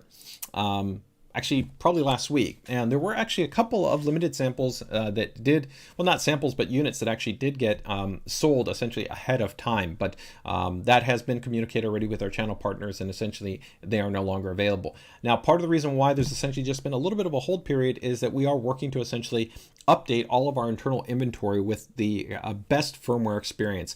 The firmware is optimally suited towards in terms of just helping to further improve the VRR experience, so the variable refresh rate experience, and just a couple of other things that we just want to make sure that help to streamline the experience for the user. Now, when the monitor is set up and you are utilizing our ASUS Display Widget Center software, you will be able to go ahead and update the firmware accordingly yourself if there's ever new firmware that gets issued for the monitor. But just to be able to streamline the experience for the user so that they don't have to worry about, hey, I've got to download a monitor firmware and I don't know how to do it or anything like that, we decided to go ahead and make sure to update our internal inventory and make sure that it was essentially a more streamlined experience. Because of that, that has gone ahead and affected a little bit of the release cycle that we have here. So instead of essentially being, effectively what should have been last week, right, in terms of availability, It's now been pushed out just a little bit. Now, what is that specific time frame? We don't have a specific date yet right now set, but that'll be coming in very shortly. We'll probably have a little bit more information in the next coming like week and a half. Again, if you're part of the ASUS PCDIY group, as well as, of course, following our social channels, rest assured we're going to definitely communicate when essentially the channel availability will commence, along with the rest of the kind of corresponding information in terms of channel partners that you can expect to see it from. But this will be a channel-wide base focus model, so you'll be able to see it not only at the ASUS store, but let's say Micro Center, but of course Newegg and eventually Amazon and other partners like that.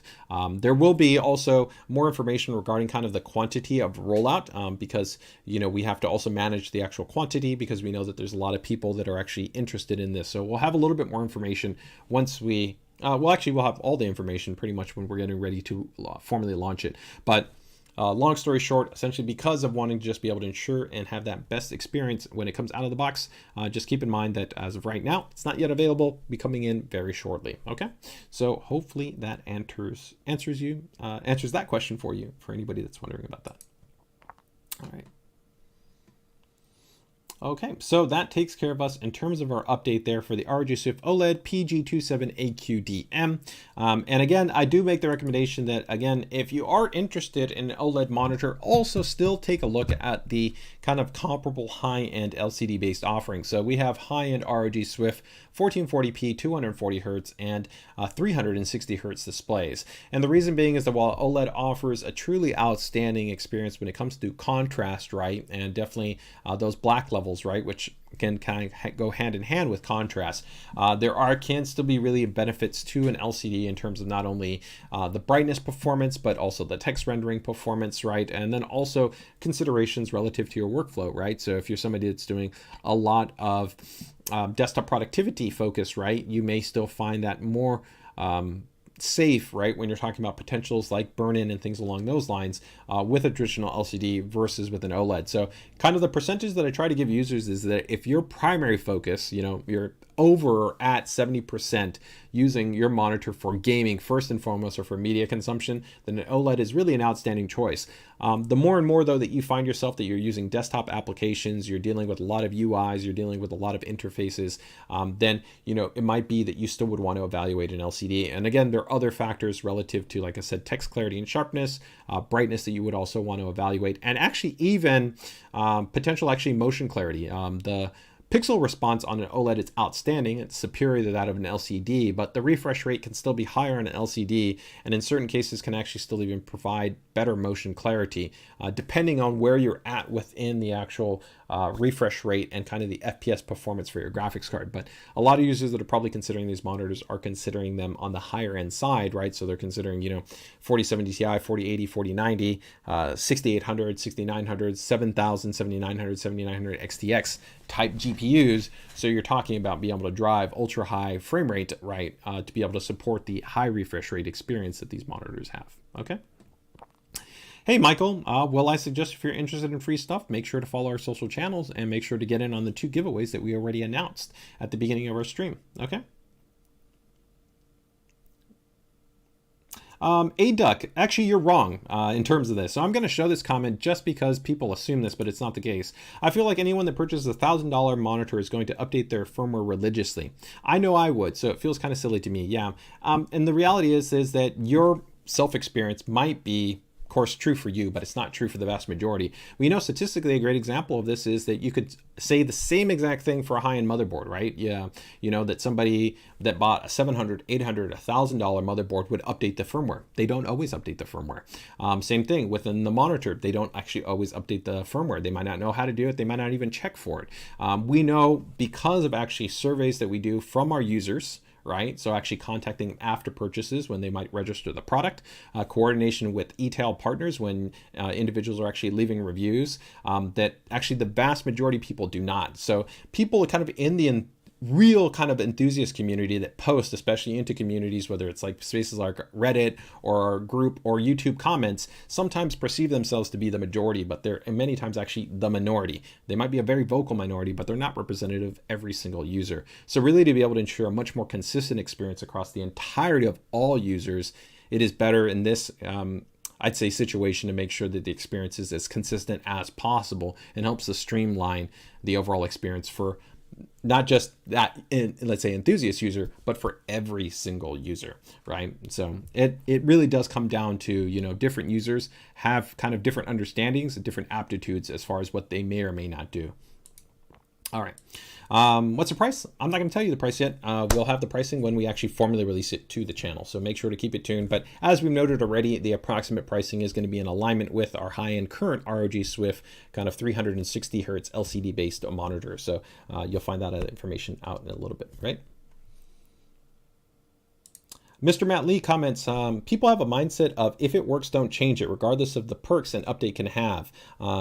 Even I fall guilty to this time to dime, and I'm hands-on every day. And yeah, Matt makes a very good point there, right? A lot of times, sometimes people just go, if it plugs it in, why am I going to check for an update? Why am I going to see if something kind of works, right? And we even know this within phones, right? Like sometimes people get like over-the-air updates for a phone, and we know that some people, they don't even want to update, right? It's like everything is like it's fine. I'm not going to do that operating system update. I'm going to keep it the way it is, right? Even though I'd always recommend, hey, if you're getting like, you know, security updates, you should always be patching those in for the best experience. But, you know, it's very much variable. So again, we're just trying to make sure that that experience is as streamlined as possible for all of our users, right? All right. Last comment here before we get into our PCDIY Builder Spotlight. We got some thanks here. So thanks for your help last week with my UEFI update. You're the real MVP. Thank you so much, man. We try to help everybody when possible. It's not always possible, but when we can, we do try to. Hey, PC Works. Oh man, we've got, it's just been awesome. Everybody from Mods by Ben to Mr. Matt Lee to Sniff to just so many great builders and modders here in the community joining us on the stream. Fantastic. All right, well, let's get ready to go ahead and jump into the PCDIY Builder Spotlight, guys. Let's see what we've got going on for today. All right, let me go ahead and bring up my folder. Got some good submissions. We're still playing catch up. I think last week, you know, we got in through a good number of submissions, but definitely still a lot more than that I still have to actually catch up through. So we still definitely have quite a number of builds. We're not going to cover them all for sure this week, but over the next coming weeks, we'll hopefully be able to get back to it pretty close. Historically, we always usually have about like 20 builds like in the queue. So there's always a lot that I'm playing a little bit catch up to, but you know, with everything that we have happened, even from like CES onwards, there's been definitely some kind of build up. So I'm still probably about like 40 builds behind, but I try to mix in some of the recent submissions with some of the older submissions and try to do that. So I'm still kind of recurating everything. So we'll go through it there, but let's go ahead and jump into our first build. This one is going to be, let's go with Connor's build. So I'm going to go ahead and bring this one up right here. Give me a second to bring up the submission form. This is going to be from Connor. So this is, let me go ahead and note this. This is Connor Johnson, and I believe the name of his build is Maximum Game. Is that right? Yep, Maximum Game. Maximum Game 2023. I like that. It's got a little bit of specificity to it, right? Like it's, hey, this is the Maximum Game 2023 edition, right? So let's go ahead and take a look at it here and see what we've got going on. So Connor's a great member of our community, has been for a really long time. He's definitely a big fan of ASUS and Team ROG. So let's go ahead and take a look right here. Oh, wow, very cool. So he's got the desktop chair, but I don't have the chair, right? Hashtag chair for JJ. But any which ways here, let's see what we've got going on. Really nice, clean setup right here. Of course, really loving, of course, the Butcher Block tabletop that he's got right here. He's got his ROG, of course, desk mat right there. Very cool to be actually see right here. He has actually the ROG desk mount kit, which is pretty sweet. This is a cool little accessory that works with a lot of our monitors that lets you save a lot of space. And so you can just clamp it right there on the back, and then you can still have height adjustment, but you don't have to worry about like an arm. I'm a really big fan of actually this accessory that we do produce for a wide range of our monitors. I think this is actually the ROG Swift PG32UQX because not many of our monitors have this little special undermult display. So that means that he's all about that high resolution, high refresh rate, and that HDR gaming experience. Looks like we've got a Gladius, a Claymore, the ROG chair, and then right there, the star of that build, right? The brand new Hyperion for his system. So let's go ahead and take a closer look. Here we can see the Hyperion lit up, and immediately you know it's the Hyperion. This is the new GR701. It's got that very distinct ID design where we have that skeletal frame. We don't see it right here in the chair, but the chair right here actually has this skeletal frame design right here, guys, and it's almost the same. So it kind of carries over this kind of cool ID design between the chair and the actual chassis. The big update with the Hyperion was, of course, just to be able to give much more space. So this actually has support for up to dual 420 millimeters in terms of the radiator support. If you guys haven't, you guys can check out a number of builds that have already been posted inside the group. Mr. Matt Lee also did a fantastic water-cooled build with our Glacial board inside of this chassis. The front, you can see you've got those 4 USB-A ports, dual 20 gigabits on there. These cool little accents right here with the triangular accents with the RGB lighting, which I think look really cool, really distinct. Even better, I think, when it's all dark and kind of blacked out. And then this kind of cool slatted design here for the airflow. A lot of people kind of think there's not airflow with this chassis. There's actually tons of airflow. I can show you the actual thermal kind of simulation, but again, Mr. Matt Lee actually showed this off in his video. You can check that out, but very, very cool. And the handles on display, which make this chassis a lot easier to deal when you work with it. But that's the star, right? Let's look at that beautiful, clean build. So really, really nice job. Shows off essentially just that nice amount of room that you have in there. That's a big graphics card. Our 4090, 4080 class cards are some of the biggest cards on the market, but you can see a lot of room in there. You can go vertical, you can go horizontal in this chassis, but I love that he went horizontal. I think it looks really nice. Has that little 360-degree taillight design. The Republic of Gamers, that really nice clean cable line that he went right down there. Looks really nice. He's got the Thor in there also showing off the wattage. He's got that all synced up.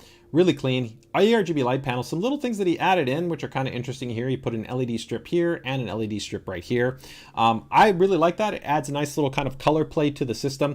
Personally, I'm not always the biggest fan of LEDs immediately visible. So I think I gave Connor the feedback here that I think it might be cool to maybe flip this, kind of invert it, and then have that kind of bounce back to be a little bit more of a fill, so you wouldn't immediately see that. Now, you might not see this as much because, of course, when you close the panel, there is a soft tint to the panel, which helps to soften everything up and looks a little bit kind of more diffused. So, you know, it's always a little bit tricky when you look at something in a picture as opposed to seeing it in real life. You've got that beautiful, of course, Extreme board in there with the Anime Matrix, the Ryu 360 in there, which looks great with that pixel display, which is really unique. But overall, he nailed it. I mean, really clean. Take a use of all the space that's in there, right? So I mean, there's really nothing to negate here, right? It's just well laid out, well executed, in a beautiful kind of harmonious ROG vibe look. The ROG light panel he left inside here looks really cool. You could swap that out for fans, but I think it's kind of cool. It's a hallmark of the Hyperion, so I think it looks pretty cool. Although you could say, you know, if you ever did put fans in there, you know, having it over here somewhere could be kind of cool, just to be able to kind of show it off and kind of fill in a little bit of that space there for his desk. So it's pretty interesting right there. And there we just have a little bit of the look without the lighting, just really clean, monochrome aesthetic, right? I always like to see just what it looks like without the RGB lighting. Now this is pretty cool. This is rare, guys. This is how you know he's an ROG fan. He has the ROG LED strips, and I think that's because he has the terminal. Yeah, so he actually has a terminal. We don't make this anymore. This was a cool kind of like accessory and ARGB controller that we made that also came with like LED strips that you could put on the back of the monitor, and you could like synchronize the lighting and everything. We don't have that. You could use it internally or externally, but it's kind of cool. It looks like he's tied that in kind of all together. But overall, really cool build. Let's go ahead and take a look here at his submission form. Now, let's see what we got going on. So this is from Connor. Of course, not his first build. Let's see, does the build have a theme? Black and gray are my favorite colors due to the contrast they offer. So with this all ROG build, I was able to keep the monochrome aesthetic throughout thanks to the ID design of the components, which you guys can clearly see is evident when we don't have the lighting on. 3 words to describe the build is gaming powerhouse and ROG for the win. Definitely this is an absolute beastly powerhouse, that's for sure. Does the build have a name? Is Maximum Game 2023. In terms of the core hardware list, he's got a PC part picker list. I'm going to see if I can bring that up there in a second. About $10,000 collectively for everything on his system. A large part of that is not just the core hardware in there. That would definitely also be the monitor, because I'm pretty sure he's got the mini LED monitor there. What aspect are you most proud of? As just the choice of the components, which definitely he went pretty much top shelf across the board. These are all pretty much the best components you can get there. Although I will tell you, stay tuned next month. There might be an update when it comes to our AIOs. All right. I would love to eventually add some custom cables from Cable Mod, then spend some more time on cable management. Mood lighting around my desk is also something I would like to add. I left the Aura terminal on my desk for that specific purpose. So yeah, so exactly, I was right in terms that he has that Aura terminal. How long did it take him to put together the system? About 3 hours to retrofit everything from his Helios. So he had the older Helios, which already still had a lot of room. It would fit every component he had in there, but the Hyperion just gives you more space. It goes, like I said, to that dual 420 versus in the Helios, it was designed as a dual 360, right? So What do you use the system for? I predominantly use it for gaming with some content consumption mixed in as well. I recently completed Hogwarts Legacy and just started playing Devil May Cry 5 and Detroit Become Human. I'm patiently waiting for the Resident Evil 4 remake. Yeah, that remake looks absolutely awesome. If you guys have not checked it out, it looks pretty sweet. And so definitely one of the best titles in the franchise. It's awesome to be able to see that update come in. So favorite ASUS feature or function is Fan Expert 4 and Armoury Crate integration. I love this feature, and not having to enter the BIOS to configure my fan curves is great. You nailed it, man. Connor, fantastic job. Really nicely done, clean and well executed. Let's see. We got some commentary right there. Oh, yeah, Connor's still joining us in there. Erica's giving some love. She really likes the colorway. I love that colorway. It's really, really nice. Really well done there. Let's see right there. So Facebook user says, I think the LED strips being visible complements the tail light look of the GPU. That's a good point, and it does add some nice kind of synchronicity, right? Because you have those individual LEDs that are present, and then you get the other individual LEDs. So I think it very much depends on the system, right? So I think it does definitely work in there, right? Definitely nothing wrong in that regard, right? Yeah, he's also giving some love. The chair is epic, man. He says super comfy and tons of adjustment, right? Very, very cool. All right. Yeah, that's awesome, guys. So very cool, man. Connor, serious thumbs up. You did a fantastic job on this build. Very, very cool to be able to see it, right? Yeah, definitely. Resident Evil Remake Hub. I have not seen it. Yeah, it's sweet. Definitely want to check it out. It's pretty cool. All right, so let's get ready to go into our next build. And this is actually our featured thumbnail that we have from the thumbnail that we've got for the stream. This is going to be from Justin Chu or JC Customs. You can kind of go different ways. So we're going to go ahead and put Justin Chu, and he just put it Strix. I don't think he said that it was white Strix. So I'm just going to put, he just put Strix, right? I'm going to be okay with that. Technically, it should never just be Strix. It should always be ROG Strix, but we're going to go with that. He's definitely an ROG fan. He's done a lot of amazing builds, and let's go ahead and take a look at this beautiful white-themed build that he went ahead and did here. All right, let me make sure I got his submission form up here. All right. All right, let's go ahead and take a look right here. So right off the bat, you can clearly see, of course, what is going to be the star for this build, right? And he's definitely putting it on display right there with the, of course, latest generation 40 series white graphics card, right? Where we do have our white cards in the 4080 and in the 4090, but he's also using that super limited and premium and also white board with the Apex. Now the Apex, one of the really distinguishing parts of the Apex is that it also has a white PCB along with its kind of silver accents, and they beautifully complement this. You know, you don't see that because of course the graphics card is vertically mounted, but I totally get it. And I think that here it really does have a nice contiguous look and feel to it, going from the motherboard to, of course, the block to the GPU, the silver accents as you see there. And, you know, even if you kept the card, I'd say in the horizontal orientation, and you would be able to see a little bit more of that white PCB, it would definitely change up the aesthetic. So I definitely can understand and respect why he went this route. Some really cool kind of subtle details that you kind of see in here that are really nice. The Cable Mods cables, which I think are beautifully done here in terms of this white and black kind of colorway, and then the silver accents that you're using in terms of the combs. You can see some really nice things that he always does in terms of adding in some details, like his logo there, right, for Justin Chu Customs, right? The Republic of Gamers, which is right here on this little bar, which is really nicely kind of added in. Just all of these are really nice, clean, and nice touches that are present right here, right? Even adding in the ROG right here, which you can see actually on the fans, which is pretty slick, right? And take a look right here, the rings. So he's actually got the two rings. The 40 series comes with a different ring than the 30 series. So that's how you know that he's a big fan, because he had the white edition 30 series and he's also had the white edition 40 series, right? So now going back, we can really start to appreciate just kind of this really bold and bright system that looks really, really great.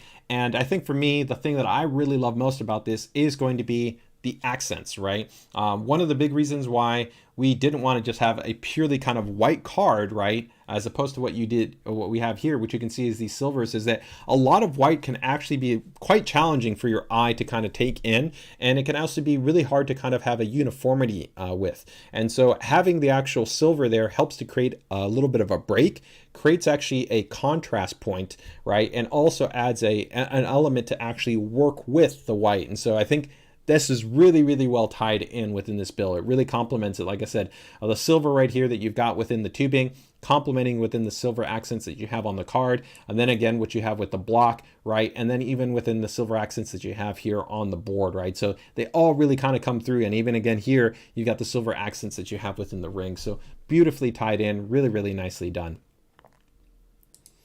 Going in just from a little bit of a different angle, really nice, of course, clean, effective cable management right there. So you're not seeing anything. That's all, of course, that's a hallmark of his builds. Now, something that's pretty cool right here, it's a subtle point, and many of you might not realize it, but he does have the actual DIM.2 module installed. So the DIM.2 module is a special module that we have on the Apex series and on the Extreme series that lets you add in M.2 SSDs to a little vertical board. Now, this is the one maybe negative thing that you have in this build. You can see it's impossible. There'd be no way to easily remove this. Pretty much you have to put it in with it in mind and have to have it be installed, because there's no easy way for you to essentially remove this and then reinstall it, right? But the default on the Apex, because it was actually produced during constraints that we had in terms of the pandemic and other challenges, it was unlike the prior generation Glacial, where the Glacial actually had a white DIM.2 or color match. Let's say not white, but it was color matched.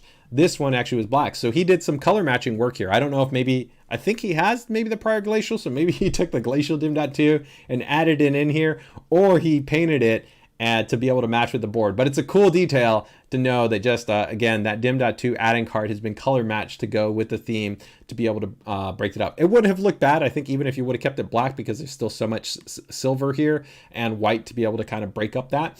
But it's still a cool little detail to know that he kind of just took it further there, right? Really nice right here, a little accent again, right, with the ROG Strix down here, right, with the Strix logo. And then you've got a cool little accent right there again with his logo. And then you've got the fans right there with, of course, that little decals looking pretty slick. It's pretty nice. And then a rear shot right here, cable management on point right there. Looks nice, clean, just a nice highlight, right? Very, very cool. Yeah, nothing I think to really niggle at here. It's just a beautifully executed build. It really came out nicely right here, right? So from HO Computer says, I really like those EK pump block combos. Yeah, I think, of course, it just helps to simplify things and offers a really, really nice clean look. Mr. Matt Lee says, attention to detail is stunning. Lovely job, particularly like the bends on those tube runs. Minimalist, not overpowering, but superbly effective in the overall aesthetic. I definitely think it agrees. It complements the overall kind of look and feel. It's not crazy, right?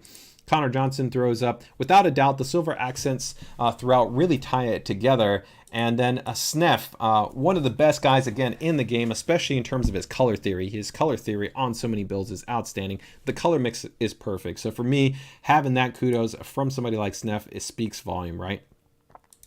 What is the availability of the Thor 1600 watt in the US? I don't see it anywhere except from random third party. I think I announced that, last month? So you should be essentially already seeing it pop up. If you want, make sure to go ahead and tag me in the PCDIY group, and I can see if I can go ahead and confirm with our channel partners if there's maybe some delay at seeing them. We generally can't easily know if they're constrained as far as kind of listing it, because we've already gone ahead and pushed that out in terms of channel availability. So we have already gone ahead and pushed out the 1000 watt, 1200 watt, and the 1600 watt. The only one that we haven't pushed out is going to be the 850 watts. So I think we already had it available, and quantity that we might have had maybe on the ASUS store sold out. So in terms of other channel partners, it could just be a delay in terms of them getting listed. But make sure to go ahead and ping me, and I will see if I can go ahead and confirm. Okay. Mr. Matt says, if I had $5 for every time somebody commented on YouTube is what's that weird 3 RAM slots with the DIM.2, I would have retired. That's a really great question. Yeah. Part of that is just because it's unique to us, right? It's unique to ASUS. So people that are familiar with many other boards just, they might not be familiar, of course, with that specific feature or function that we have, right? All right. So let's go ahead and take a look. This is, of course, from Justin. If you guys are not following, of course, his socials, make sure to go ahead and do that. Does the build have a theme? The build theme is white Strix GPU in terms of color, finish, and branding. 3 words that you would describe the build: white, Strix, and case. Does the build have a name? Just Strix. All right. In terms of the core hardware, Maximus Z790 Apex. We also have the 1000 watt Thor 2 P2 series base power supply that's powering this guy. The ROG Strix 4090 OC, of course, white edition. And then he's got 3, that's right, count them, 3 4 terabyte Rocket 4 PCIe NVMe M.2 ACE SSDs. At that point, part of me starts to go, why wouldn't I just maybe get like a U.2 or U.3 drive and have like a large density single volume? But of course, also with the vertical lineup, that's going to be a little bit more challenging because you could easily add it through a PCIe add-in card. But you could actually also do it through an adapter cable. It is possible, but still, maybe you also want that isolation, that segmentation of that. But that's pretty sweet. A lot of storage there. Budget. It doesn't note it, right? But it's definitely going to be a premium build. Plus, you have to account for the time and the effort that he spent in terms of putting that all together.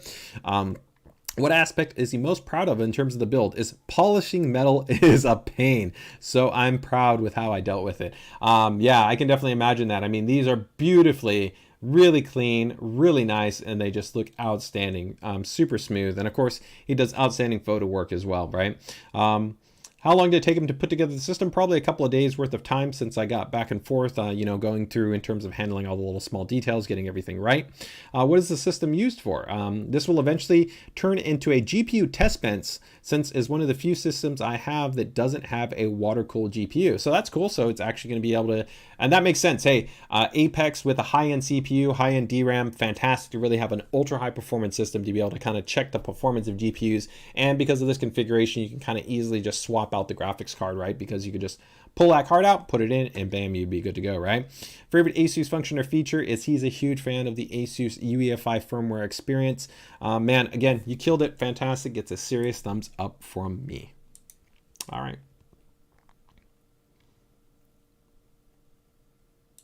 Let's see. Seeing these builds gives me inspiration on my second build. Hope to get to this point of detail and creativity. Final boss, man. Yeah, well, there's a lot of great builds that we have in the group, from first-time builders to, of course, veteran builders, right? I always try to say don't compare yourself, right? At the end of the day, as long as your system posts, boots, and is running reliably, that's the most important thing. From that, aesthetics and choices that you make, a lot of it's going to, of course, be determined by, of course, your budget, your knowledge in terms of how you can execute certain things, and, even the merits of kind of what you're looking to have, right, in a system. Just because you see a liquid cooled system doesn't mean you have to be liquid cooled. Like, I love that situation where he's actually got a liquid cooled CPU and a air cooled based GPU, because I love running a system like that. But a lot of water coolers, they want to run always both. And it's like, hey, if I'm not running both, there's something wrong with my system. And that's 100% not true. All right, let's go to our next build right here. Let's see here. We're gonna go to this one's pretty cool. Let's go and let's switch it up here, guys. We're gonna go with a small build. Well, smaller. Let's go smaller, right? It's not a true SFF. We're about to go into small town. Well, we're gonna try. Let's say we're gonna go to medium town, and then we're gonna go to some small town. All right. This is gonna be from our friends and another great builders modders over at Pause Hardware, and this is going to be the ROG Prime. And if you guys already know, you guys might get a sense of what it's all about in terms of the ROG Prime, because we have a Prime chassis and maybe it's got ROG hardware. I think that's fairly self-explanatory, but let's go ahead and take a closer look here. All right, give me a second to open up his submission form here. All right, here we go. All right, and here we go. All right, let's go ahead and take a look. All right, so again, from Pause Hardware, this is ROG Prime. So this is actually here. You can see this is inside of our AP201. So this is actually our micro ATX chassis. It's a small, medium form factor chassis, so you can put mini ATX and micro ATX motherboards in here, but it has a lot of space. Right off the bat, the cool thing is you can see you've got already support. You've got the Ryu here, which is a 360mm AIO. You can go SFX or ATX based PSUs, and even for the graphics card, you can fit in a 4090 Strix in here.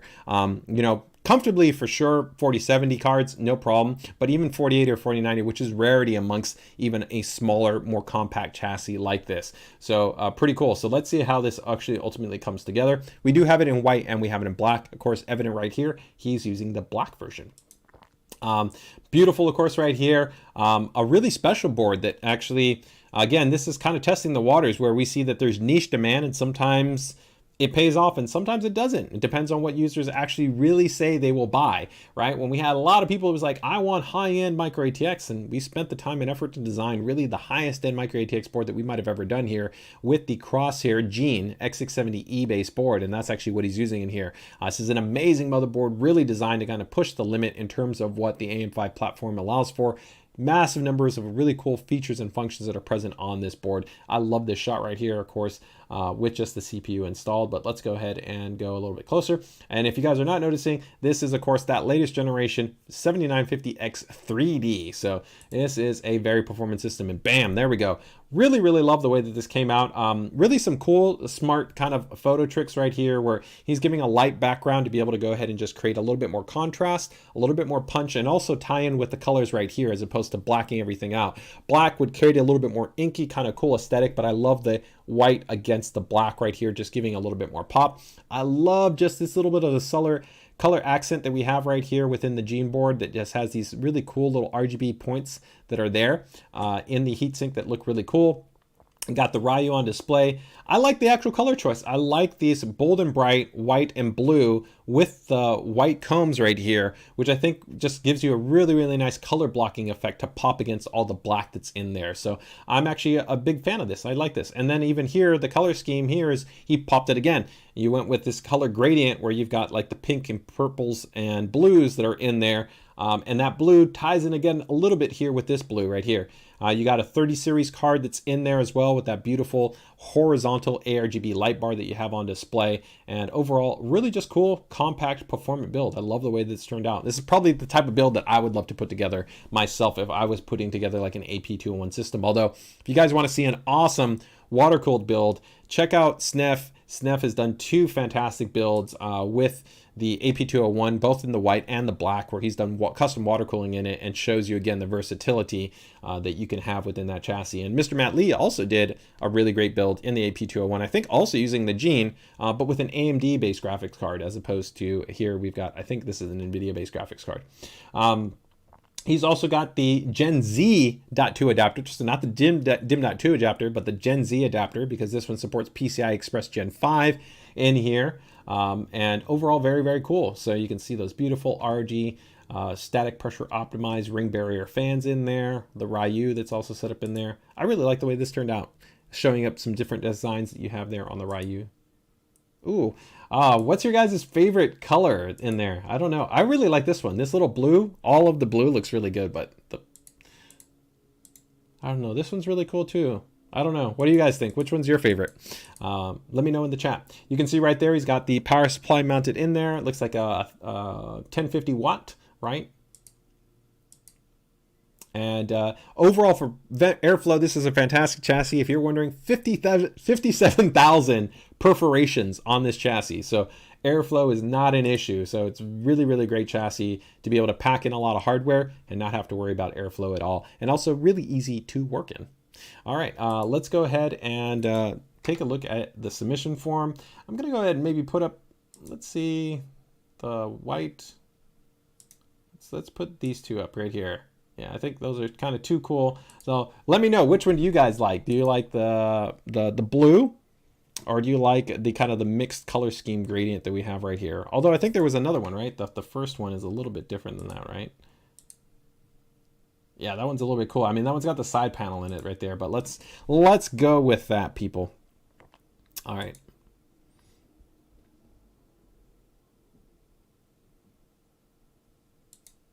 So Tech says he likes the mixed. I'm assuming this one versus the blue. I think they look both great, but this one's cool. I think that extra little color pop is really, really nice. It kind of depends on my vibe. Now, one cool thing that you could do is you could use our Armory Crate software, and you could use what's called a scenario profile. So you could actually have the lighting changed based on the application. So if all of a sudden you open up like your web browser, or you opened up Forza versus Company Heroes versus Cyberpunk, you could actually have different color schemes set up for different scenarios, and it would automatically change it for you. So that's a really cool function. Actually, not that many people I see in the group use, but it is a cool feature that we do offer. So this is from Pause Hardware. Does the build have a theme? No theme, although definitely ROG, I think, is a theme, at least in terms of some of the hardware that we got in there, right? 3 words that you would use to describe the build is strong micro form factor PC. Does the build have a name? ROG Prime. We've got an AP201 chassis, a Ryzen 9 7950X3D, a Crosshair X670E Gene, the Ryu 3, this is the 360mm edition ARGB, ROG Strix 3080 that's in there, and then some G-Skill 6000 MT C30 memory. That's some very nice overclocked memory. And then a cable mod custom kit in there as well. Overall price point for this overall build is about $3,500. What are they most proud of is just the overall look, the overall kind of look and feel of the system. And I would agree, it just has a really cool just kind of vibe to it, right? Anything they would change about the build? Doesn't sound like it. Took them about 3 hours to put it together. System is used for gaming, Warzone, Tarkov, and DayZ. His favorite function and feature, Armory Crate. Of course, easy way to be able to monitor, manage everything, fan controls, the lighting, be able to check on the values, so it works well. Facebook user says, I like the blue. I agree, right? Mr. Matt throws out some feedback here, says, having built in this chassis several times now, I will high five anybody for their excellent cable management if using extensions too. So kudos, AP1 knows no bounds. That's pretty sweet, right? Astro Computer says, I hope to work with this motherboard someday. Beautiful board, right? Mr. Matt Lee, the Crosshair Gene, one of my all-time favorite boards, right? Very, very cool. Yeah, I really agree. Pause Hardware gets another thumbs up, man. Great build, but again, I would expect nothing less from those guys. So let's go ahead and take a look at our next build. Okay. All right. I said small form factor, and I think then we're going to also take a look at Mr. Mike. I think H Computers is still in the chat here, hopefully, so we're going to be taking a look at their build. But let's go ahead, and we went from medium form factor. Let's take it smaller. Let's even go smaller. Let's go to a true, very compact build right here, and we're going to check out this guy from L91. So great, actually. Follow on social channels if you're interested in small form factor, right? You're really talking about those small form factors. So we're talking about, sub 15 liter, sub 12 liter. You're really looking for compact based system configurations and builds. They definitely got you covered right there. So we're going to go ahead and take a look right here. You can see no name for this system. So let us know in the chat. Everybody, let us know, what would we call this system? What are we going to call it? Okay. All right. So let's go ahead and take a look right here. All right. So we can see now proportionally it might seem big because it's taking up the whole frame, but you can already see, if you can tell, this is going to be a very, very, very tiny little box right here. So pretty sweet. So let's go ahead and start taking a look. Bam, there we go. So you can see this is going to be a mini ITX based motherboard. It's one, of course, our ROG Strix-I, really probably the community favorite series of motherboards to be used in so many small form factor gaming builds. We can see right here a ultra low profile based fan. This looks like the classic Noctua. I think it's probably the L9 series right here that is being used right here. Flare memory, probably the best memory to use when you're talking about a small form factor gaming build, or actually any small form factor build, because it essentially has outstanding clearance, right? It's not going to mechanically obstruct with anything. So this is really, really compact. So I'm a big fan of the specific Flare series, especially for SFF based builds. We can see right here, of course, there's no GPU that's directly connecting, and that's because we've got a riser cable. That riser cable is going over to that other side and making contact there with what is going to be the graphics card. Nice clean job here in terms of the cable management. Again, this is where we get back to where I talked about one of the really cool things that we have within the Loki is those really nice, thin, malleable, flexible cables, which would work within a nice compact build here. But they've also taken advantage of really nice cable routing within such a tight enclosure right here to do a really nice job in terms of the cable management for this small form factor build. You can see there with the panel on. Let's go ahead and keep moving that around. So now we take a look at the other side, and this is where, of course, that cable is going, and we have our actually dual series. This is our mini series. So the mini series is compact, very, very, very compact based graphics cards. They were really ideally designed to be used in these type of chassis configurations, but still be able to provide a cool and quiet operating experience. So great combination and a great choice to be able to use in something this small. And again, kudos here for the really nice clean cable management. Even if you're looking to swap out the card, you could see it's quite easy. You would just go ahead and unscrew it from the bracket, pull up that card, and you'd be good to go, and then just reconnect those cables. So still really, really nice and clean and accessible. So that's kudos to the builder at making it easy to be able to go ahead and work with and upgrade if needed. So nice job there. Pull a little bit back and you can see just how compact that system is. Really nicely, cleanly, and well executed. Again, nothing to niggle at right here. I love this type of build. It's one that literally you could just put right there next to your monitor, be able to have a really performant system. And again, even in terms of gaming, we made the mini series all the way up to, I think, about a 3060 Ti, so still performant. You could still be talking about gaming at 1080p, high refresh rate, even 1440p, and maybe for some more moderate or less demanding titles, you could even get into entry 4K gaming, especially if you're talking about more single player narratives and things along those lines, right? It could be potentially possible. So that is pretty cool right there. So let's go ahead and see what we have right here in terms of our actually submission form. So this is L91. Again, you guys can go ahead and check them out on Instagram, hashtag small form factor. So in terms of the build, have a theme, small form factor PC. What are 3 words they would use to describe the build? 5.5 liter PC. It doesn't get much better. That's really tight. Now keep in mind that really small form factor PCs, you're probably talking about 10 to 12 liters. And this is 5.5 liters. So really, really compact. Does your build have a name? No, there's no name. So what would you guys call this? Let us know. In terms of the actual core components, it's an ROG Strix B650E-I. So this is an AM5 platform, Ryzen 5 7600X CPU. That's great, a really performant, really nice efficiency CPU. And you've got some options in our UEFI. You could do things like a power target option. So you could dial in a specific power envelope to work, which would be really nice with a specific kind of less performant cooler that you would want to be able to pair with that. This is the dual 3060 Ti mini card. Then he's got the link up 200 millimeter PCIe riser cable that's in there. 6000 MT CL30 G.Skill DDR5 memory, and this is all inside of, he doesn't actually note the chassis, but it's a Geek case, modular PSU, and then he's got 2 1 terabyte PCIe NVMe M.2 SSDs. What aspect are they most proud of? Clean, and I would unquestionably say this is a very clean and nicely executed base build. Anything they would change about the build? Nothing. It took them about 1 hour to put it together. Wow, quite nice. Systems used for gaming and as a build showcase. Favorite ASUS function or feature is they love the style, the design, and the overall appearance. Great job. I mean, that's just, let me go ahead and go back here, just put those kind of like a little bit 2 side by side right there so you can kind of get a sense of those. But overall, that's a fantastic job, right? So cool little compact build. Johnny 5, neat input. Let's see, kind of reminds me of the robot from old movie Batteries, not included. That's interesting. Snef gives it a really clean, like it a lot. And overall, yeah, great job. Lunchboxed.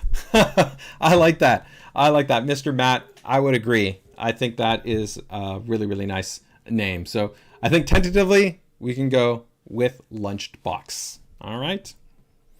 Okay, so let's get ready to, I think, wrap it up here. We've got one more build that we're going to go ahead and jump into. So give me 1 second to go ahead and load this one up here, guys. All right, so I think this is going to be from H2O Computers. Give me 1 second here to go ahead and load this one up here.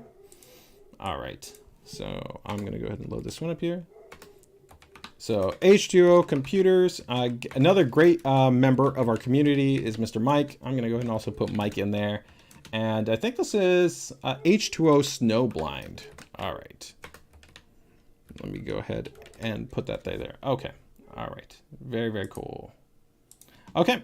So, let me make a quick adjustment there to that name. All right. Give me 1 second, guys. Okay. Here we go. All right. So H2O Computers. Oh, I gotta put the S there for computers, right, guys? All right, there we go. Okay, So H2O Snowblind, this is a really actually cool build because if you guys know, of course, the Snowblind starts to give it away a little bit because Snowblind means that there's a specific type of chassis in play right here, which gives you, of course, cool little design elements. So let's go ahead and see what we've got going on right here. All right, so interesting. So we actually have two systems right here. I wonder if this one, it was from his personal build. This one looks kind of like, I think like his personal build that he had recently here. And then we've got this secondary system right here, which I think this is the actual Project Snowblind. So we can see we've got a white to black, really cool contrast between the two. This one, of course, using Crosshair series baseboard, and this one using an ROG Strix -A series. The -A series is, of course, our ROG Strix board. That has that white designation. A lot of times it's a DDR4 variant, although we do have a DDR5 based variant. Some already really cool, interesting stuff that we can see going right here with the pump and the res. So moving over right here, bam, right off the bat, this starts to look pretty interesting where you can see there's the Snowblind effect. So we've got, of course, that integrated kind of layered screen that's there that starts to present an entire kind of visual when you're looking at the system, which just kind of breaks up the vibe, right? It just gives it a very, very different look and feel to when you're looking at the system. It provides, I think, unquestionably one of the most distinctive designs that you can have when you see, because you can customize this to have so many different design elements. This one's pretty cool with, I think, kind of like an aquarium vibe, right? Or let's say under the water type of vibe. It's really, really cool to be able to see this type of design. Here you can see this is one of the, I think, classic old ROG kind of wallpaper designs. It's been shared for years, and a really kind of cool design to just be able to offer something that looks really distinct and different in terms of the overall vibe, right? So then next up we can see right here, we've got another kind of underwater vibe, which is really cool. I think it plays well with that kind of white design aesthetic, which is quite interesting. Really, really cool. Nemo 1, it's pretty cool. Give me 1 second, guys. I'm just going to go ahead and make a quick adjustment to something. Give me 1 second, guys.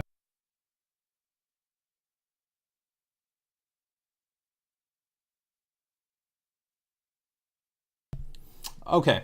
Going from there, right, I think, again, that kind of white design aesthetic has a really kind of interesting design that kind of complements the underwater vibe again, because it gives you that kind of iridescent kind of interesting kind of cloudy vibe that you can sometimes have, which is kind of pretty interesting. Again, I think it works really, really well with what you're playing along with here. Oh, here, now this is pretty cool. I love it. I love the 40K vibes. Of course, if you're in the 40K universe, you like Warhammer, this is, of course, definitely my vibe right here, where we've got, of course, the 40K on display. This is with the big boys, right? This is pretty sweet. And then, of course, you had to throw in the Space Marines. Very, very, very cool. And of course, now moving, of course, from that display here, you can actually see the system, and that's where still the star is. I mean, he did a fantastic job, really clean, really nicely integrated. Some really interesting choices here in terms of actually how the kind of the layout is done. Oh, wow. This is a beautiful color scheme. So this is one I wish there would have been maybe some additional photos to show off this a little bit, maybe more pulled back to be able to see this, because I'm really loving this kind of purple and teal and white color play that he has in there, and that goes with those satin finish fittings. Look really, really, really nice. But horizontal GPU at play, really like that. Doesn't eat a lot of space in there, gives you a lot of open, nice, clean accessibility. See a little bit of the work down there in terms of the PCB, and then some really cool tight runs that are interesting right here that, again, give it a very different vibe. You could have approached this a lot of different ways, but it definitely makes it feel different when you're talking about this res and pump right here integration. It has a very, very distinctive design element to it, which is kind of cool because it just makes it feel different than what you would traditionally see. And again, I think if we probably go back, we get a little bit better sense of that from kind of the pulled out view, right, where you can see right here. So that's pretty slick. And again, I wish we had another shot right there that showed off that color scheme for that build at that view, because it is pretty clean. Oh, there we go. Oh, so yeah, wow, that's pretty cool. So here we go. So this, wow. Now this is interesting here because he doesn't even have the streamers fully engaged right here, but I'm really loving some of the color choices that he went ahead and played around with right here. Like this is the cool thing about RGB lighting, where you don't necessarily have to have everything be one consistent color or playing around with one consistent gradient, right? Having the green Works really well with the white because you of course get all that reflectiveness that's kind of coming into play.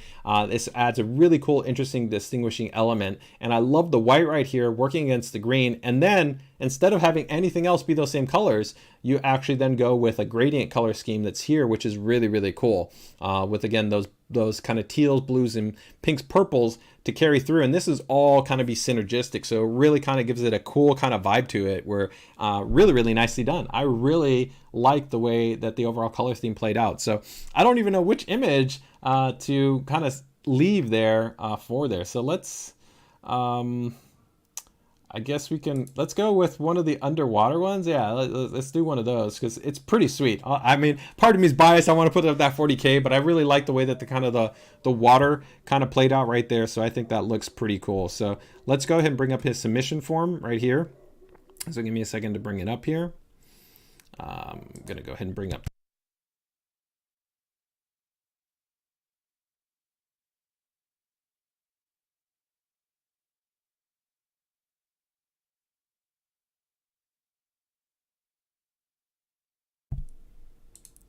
Okay, here we go. Sorry, guys. Let me go ahead and readjust that 1 second. Oh, where'd the... hold on, let me bring up back those images then.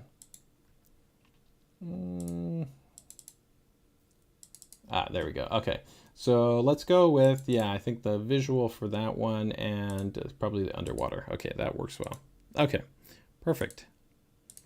Okay, so again, this is from ASUS Computers, from Mike, great member of the community. If you guys are looking for a really great and friendly member that has a lot of experience, of course, being also a system builder, feel free to go ahead and tag him in the group. But he's really present in our PCDIY group, so you guys can find him there. You can also follow, of course, his platforms accordingly. So that's ASUS Computers. So does the build have a theme? A white build with a cool LCD panel.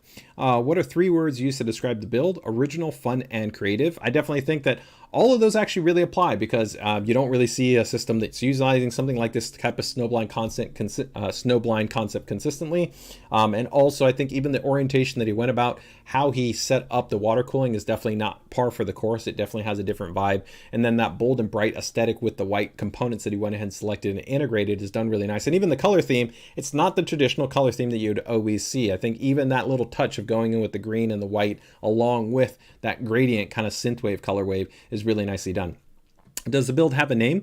H2O Snowblind. In terms of the core hardware, right here, we've got we've got a video that I might be able to show right here. So let me see if I can bring that up. But this is the iBuyPower Snowblind S chassis, then an i5 13600K, an ROG Strix B660-A gaming Wi-Fi D4 board, then some Team Group memory 3600 CL14, so really, really nicely tuned for great performance.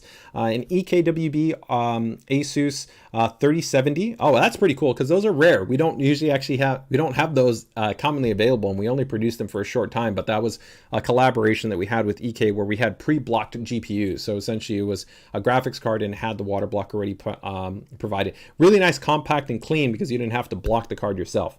But EKWB ASUS 3070, 980 Pro in there, PCIe, NVMe, M.2 SSD, ROG Strix 850 white power supply, the Lianli AL120s, and then all EK hardware in terms of the water cooling hardware. So that pretty much should mean the pump, the res, the blocks, the fittings, all of that is EK. Lianli streamer cables. He's also got some easy DIY extension cables in white. Cable mod sleeved internal cable in white. I think that's what he's talking about right here, this cable. And then frosted acrylic hard tubes, which are from Corsair. Price point is under $2,000, which is impressive. That's a very cool build, but shows you the value proposition of having a really cool system and not going crazy, because he just picked a cool, nice board with the B660. You could even save a little bit more. Don't go with the K part, go with something like a 13600, right? Although again, the merit of putting water cooling on that, it's going to keep it super cool and super quiet, right? But you know, if you want that aesthetic, right? The aspects that they were most proud of, the layout and building the system as white as possible to help the LCD visibility, which definitely makes sense. I can see that, right? Is there anything that they would change about the build? If I could, maybe an Apex, right? Kidding, give us a budget-friendly white PCB motherboard. They don't go hand in hand. White PCB motherboards are really challenging to produce, so they're always going to be on the more expensive side.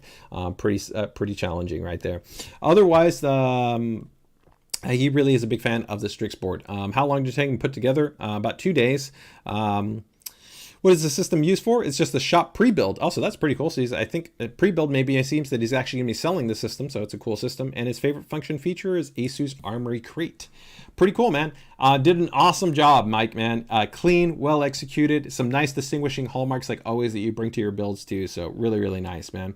So overall, Soul Tribe's giving us a shout out, right? His great builds. And then also some nice love there for Mr. Matt Lee. Very nice. The frosted tubing looks perfect for this setup. Also, that Team Group Extreme RAM modules work well with the bolt angles.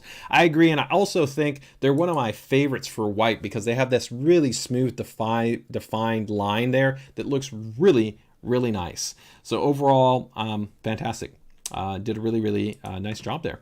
So overall, that wraps up our PCDIY Builder Spotlight, guys. Again, if you want to show off your system and you want to have it be featured in the ASUS PCDIY Spotlight, all you got to do is be part of our ASUS PCDIY group. So if you're checking us out on Facebook or YouTube, check out the link in the description, join our group, and go ahead and submit your build.